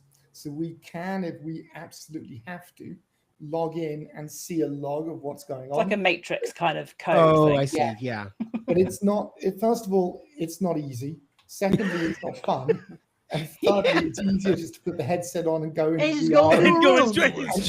And chat to them in VR, which is why we do it, because the logs we pretty much keep for bugs and for tracking issues and stuff like that. But there's logs of everything that ever happened, probably somewhere stored on some server by some default. lockbox somewhere. But it's not something that we access and we don't look at. And we don't. I think the other thing is we try, because again, that's part of using the app. I spoke to a developer when Multiverse launched, and he was blown away by the fact that I was spending so much time in the app talking to people and being right. He was like, my God, how do you have the energy for it? And it's tough. And my answer to him wasn't, well, first of all, it's like, why wouldn't you? Secondly, it's my game. Yeah, it's my product, and these are my customers. And if I don't spend time in there with them, I don't know what they're doing. I can only see the logs. And just like any data hides stuff that you don't see. So you don't know why somebody has bought a property on a certain plot with a certain view, unless because the log doesn't show it. And you buy or you teleport into that building and look at that property and say, why did this person buy that property? Or you go and meet them and you talk to them and you hear the conversations. Right. You don't know that people are trading properties to transfer Metacoin. Right. The transfers and happen the trades. I don't know anything about that. Yeah, I don't know what you're talking about. No, nobody does that. But you don't know those things unless you go into the app and you interact with people and talk to people. So the stats and the logs, they're great for tracking a bug when you know something bad happened, but they're not good to understand what's going on in your product. When you need to go online, and that's one of the best parts about making a social product is that it is social and you can interact and go and talk to somebody and say, well, why did you do that? The other thing that I think Wendy touched on, but I didn't completely manage to say, when you build something that is as big and crazy as Multiverse, and it really is crazily big. Oh, it is. There's very few products out there on the planet that are as vast as something like Multiverse. And there's very few on the planet that have as many potential interactions or connections or nuances. There is no way you can test all the problems. Even if we had a QA test team of 25 people, they still would not be able to test the product in the way that the consumers do. And we test the product. We think, well, this works. And then we ship it. And then about 3 minutes later, somebody comes along and they've done something that we didn't even think about doing. The fact that you guys use the jetpacks to find the treasure chests. Can you make them to where we can shoot it from the? Can you make it to where we can shoot it from the jetpack? I just throw that out there. Throw keys and get them. Throw keys at it, and it just goes right into the thing. If you can just, but somehow flip that switch. That's not a thing that I imagined. And there's a whole load of other things like certain people feel nauseous under certain circumstances. Wendy, for example, and Dora both get nauseous quite quickly compared to me. I'm probably the person with the least nausea, but even I don't use free movement because that will make me throw up. So if I do free turn, you know, that'll make me vomit within 10 minutes. But we have users who demand it, require it, and therefore we can't test it because like they'll experience something that it's a case by case basis. So if I am sick by it, doesn't necessarily mean you're going to be sick by it. So I can't really test it for you. But also it's little things. So the smooth walk and the stepped walk have different thresholds for what they can go through and cross over. So when I'm testing things, I'm always on stepped and strafe. It's perfect. It's great. And then Ollie comes in and goes, hang on, I can't walk up that ramp. And I go, yes, you can. No, I can't. Why not? And we spend 2 days trying to work out some bug in the code. No, it's just because Elon's on smooth walk and I'm not. And so it's the smallest little things of getting that mass thing. I'm going to have to jump off, guys. But before I go, I am going to share one thing with you that I touched upon before, to give you a taste of going to find this in the app. So again, it's not in treat, it's one's out there already. It's one we just spoke about before, but just to give you an idea of what things look like. So this again is on my editor screen. So it's not the full environment. It's not something that you actually, it's not a particular location that you'll find. It's been set up specifically to show and demonstrate this. You're not sharing the big freak statue. Yeah, share the big thing. The big naked sand. No, I'm not showing that. Please. But this, I don't want to see that. I don't want to see that either. No one wants to see that. Right. No one wants to see that. Hey, nobody wants to see that. But this is an example of what you could get if you stamp and randomize several times from the tropical palm grove. Oh, this is the Do you see that, Icy? Oh, that's all yours, buddy. What the heck? Yes. I thought he was pumping the chest. And that's under which one? That's under which one? This is the tropical palm grove. Okay. And to give you an idea of the scale of these things, you can see the buildings behind. So these are the buildings. So that's what a 3. Okay, that's already there. I believe so. Yeah. It should be. If it's not, something's gone wrong. But I'll be doing that guy later. But yeah, this is the tropical palm grove. I need some mega fruit. I need more money. Again, as an ephemeral stamp, I think it's $2 to go down. So you can try it out. I like that. I'll go in and stamp some around. But yeah, so there's many. These are some examples of the central statues that you'll get. Again, there's over 30, I think, to randomize through. So you may not get Harmony's Island would like one over there if you wanted to stamp one over there. That's going to go over to, by Harmony Island. That's going to go over there. That out there. Yeah. Oh, that's Oh, wait a minute. I seen those in the speaking of that. No, hold on. The Toontowns. Doc brought me over to Toontowns. Isn't that in there? Isn't that I don't think the rib cages. The skull? The skull? No, that's more separate. And then back to the little yeah, there's your little thing, your treasure chest guy there. I see. No, that's perfect. That's perfect. We've been on for like 5.5 hours now. I know, and again, we'll wrap it up here, and I just want to let you guys know we 100% thank you, appreciate all of you so much for joining us and being here and giving us what you've put together. I mean, your platform, I'll just say this from my personal, it has given me an opportunity to express myself in a way that I've never been able to express myself. And I'm not an artist kind of guy, but this is giving me that platform to have that artist feel, I guess, if you want to say, because I get to create things for people that I love and environments that they can like. So that's just for me personally, and I just want to thank you guys just from me personally. And personally for me, I've met real friends in here, and that's, I think, that a lot of people don't realize. You meet so many different people from different areas in the world, and you would never have met them before. And like we did a podcast together with three of your users in the game, so it's definitely transformed my life too. So I love it. Yeah. I appreciate you guys.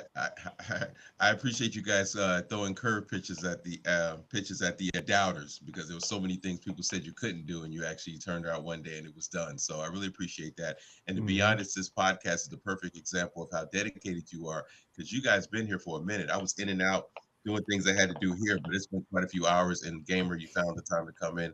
I appreciate that. Thank you very much. I've seen all the great stuff you've done. Well, some of us have been here from the start. Yeah, no. Some of us have been here. I was here in spirit. So, yeah, he was. Yeah, thank you very much, though. We appreciate it. And likewise, You're welcome. appreciate you guys. Thank you for. Well, is there a possibility of a recap maybe in the future with us one day getting together? Yeah. Another podcast. You know, and then if you guys are ever in the mood to create, Wendy, if you're ever in the mood to create a Tri Virtual Roundtable environment, I just gonna have to hang up. We would love it. To hang up. You know, if you were just in the mood and you were just had some free time on your hand, an actual Tri Virtual Roundtable podcast room that we can actually podcast out of. I would love to broadcast out of the multiverse. Is what we would really like to do. But that would be my ultimate dream, is to be having it broadcast out of the multiverse. With a dragon fruit tree in the back. Well, you can. You cast to your device, and then record that. Yeah, I was thinking more of she basically said no. That's what I heard. That's what we do. People have done it. So when we had the with the link up with the Q2C Quest 2 community guys, I have a recording somewhere of it. They had someone in the app, they had someone in their studio, and the person from the app was broadcasting to the studio, and then that was playing on the screen in the app. Okay, I want that. People watching on YouTube. I'll dig it out. I have it as some of our I would love to see classic that footage. No, So just he cast. Wants his own room. Yeah, so cast from your headset to a screen, and then just record that. Then just record that screen in your broadcasting. I got it. Yeah, that makes sense. That was a no, Devlin. That was a no. Is what I ultimately heard. I'm not going to make it. Asking for that. I'm not going to make it, but I will send you to a place where you can get it done. I mean, you can. But then I was saying you already can. Yes, you can cast. You can record something from in the app already. I just wanted. I was being okay. Doc was right. I was just being a big baby. I wanted my own room. I wanted something special, but that's. She said no. I know. Okay, back to you, Bob. Bye. Yeah, exactly. But again, thank you guys very much. And we want to close out. We normally close out in prayer, so it's actually Icy's turn. So we're gonna Icy. You get to close out in prayer. Are you kidding me? Yep. We do this every week. Come on. Yeah. Ready? We got guests though. Okay. Got it. We got guests. It's okay. They can join in. Just go Icy. You got it. I got it. All right. I'll just do a quick prayer. Lord, thank you for this day. We thank you for all of our guests today. We love you so much. Amen. Okay. So we'll just make it a quick, short one. I know. So we want to thank you guys, and we want to tell you again, we appreciate you coming in and spending time with us. Thank you for having us. Yeah. Thanks. Yeah. He's long-winded. It's been a pleasure. I can't wait. He's long-winded about everything else, but he shortens God. Long-winded about everything else, but really, Doc, like 10 seconds. Really, guys, Doc? It was wonderful having you guys here. No. Okay, so also, before you guys leave, is there anything special, GamerSan, that you want to tell us, a special treat of something that's coming, or right before we hang up that you know is coming? Gamer, but just hang up. No, don't do that. So something that you know is coming, but for 3 hours to get to I know. Just Exactly. hit the button. Don't worry about it. Just hit the button. Don't worry about it. The reality is, you guys know about things often before I do, because we ship so fast that the stuff that we're building literally comes out, within the week that we build it. Yes, so we heard that was one of the bonus things I like. There are a ton of things I could tell you about that I want to do, but whether or not we'd actually be able to do them, whether they'll get done because something else comes along and takes priority, I can't tell you. What I can say is that you've not seen the last of the AI. You've not seen the last of how we're going to tie the homerooms into rewarding people and making more out of the people that have the platforms for people to start in. You're going to see rewards for those. You're going to see the bigging up of those people. At the moment, one of the things I've been talking about a long time is trying to get away from this being FTL's app that you guys are waiting for us to do things on. And instead, I want to make it so that the plot owners are their own influencers, and those influencers direct and curate and manage and corral and wrangle and direct all of their users that have a home in their and plot. welcome newbies to Infiniverse. Yes, right? exactly. And being able to bring them in and onboard them. I think you're going to see a lot more of that side of things start to come in. You're also going to see the expanse of the shards. Well, the plot stamping. So the plot stamping stuff that Wendy's been showing, that's going to continue because that is really powerful. And even if it doesn't make us money because we're not seeing everybody stamp all of the different things, it has value on a different level, which is it makes the app more beautiful, more interesting, and more unique. And I want to do more of that. I want to have more reason to explore, more reason to go out and see things, go around and travel, and go to places that feel unique and special. And I want everybody to have a reason to say, well, their plot is special. Right. So you'll see us do more of that. And then you'll also see reasons to go and explore. So there's a whole thing that's been in the risk menu for a while, which is the to-do coming soon. Right. You need to think about that because that is going to become something that we're going to be focusing on over the coming months. So that side of things is where we're headed. You never know. Like with everything, there's always the caveat. It's in development. We're doing R&D as we go. We're changing our mind left, right, and center as we see how people use things, what things are successful. To be honest, the change in the structure of the pricing around the plot stamps and the way that you can now buy plots cheaper, but buildings cost more, that was something that was entirely driven by consumers. The consumer demand for us to do discounts around plots was something that made us think, well, how can we do that? How can we give them what they want without making it too cheap to have too many apartments? Right. You have to have that and balance. Then we worked out how to do it because we did the discount. We saw the discount was very successful. We saw people go out and buy plots. And we realized that actually what people want to do is they want to build something, they want to make it beautiful, and they want to go and build something else. And they can't if we make the plots too expensive. Whereas if we make the plots cheaper, they can buy more plots, they can do more beauty, they can make the plots more beautiful, the world becomes more beautiful, we all benefit from it. So that's the sort of, again, how we learn from you guys. So the more you tell us, doesn't mean we'll be able to do it, doesn't mean we want to do it, but we do listen and we do try to find ways to work it in. Nice. I like that. Thank you for that last little nugget as we're on our way out. I appreciate that. That was very, very kind. All right. Well, again, guys. Thank you guys for coming. Yeah. We appreciate you guys. Wendy Dora Gamer, thank you very much. Take care. Actually, before you hang up, just hang out for a second. You gotta stay on for what we're gonna do is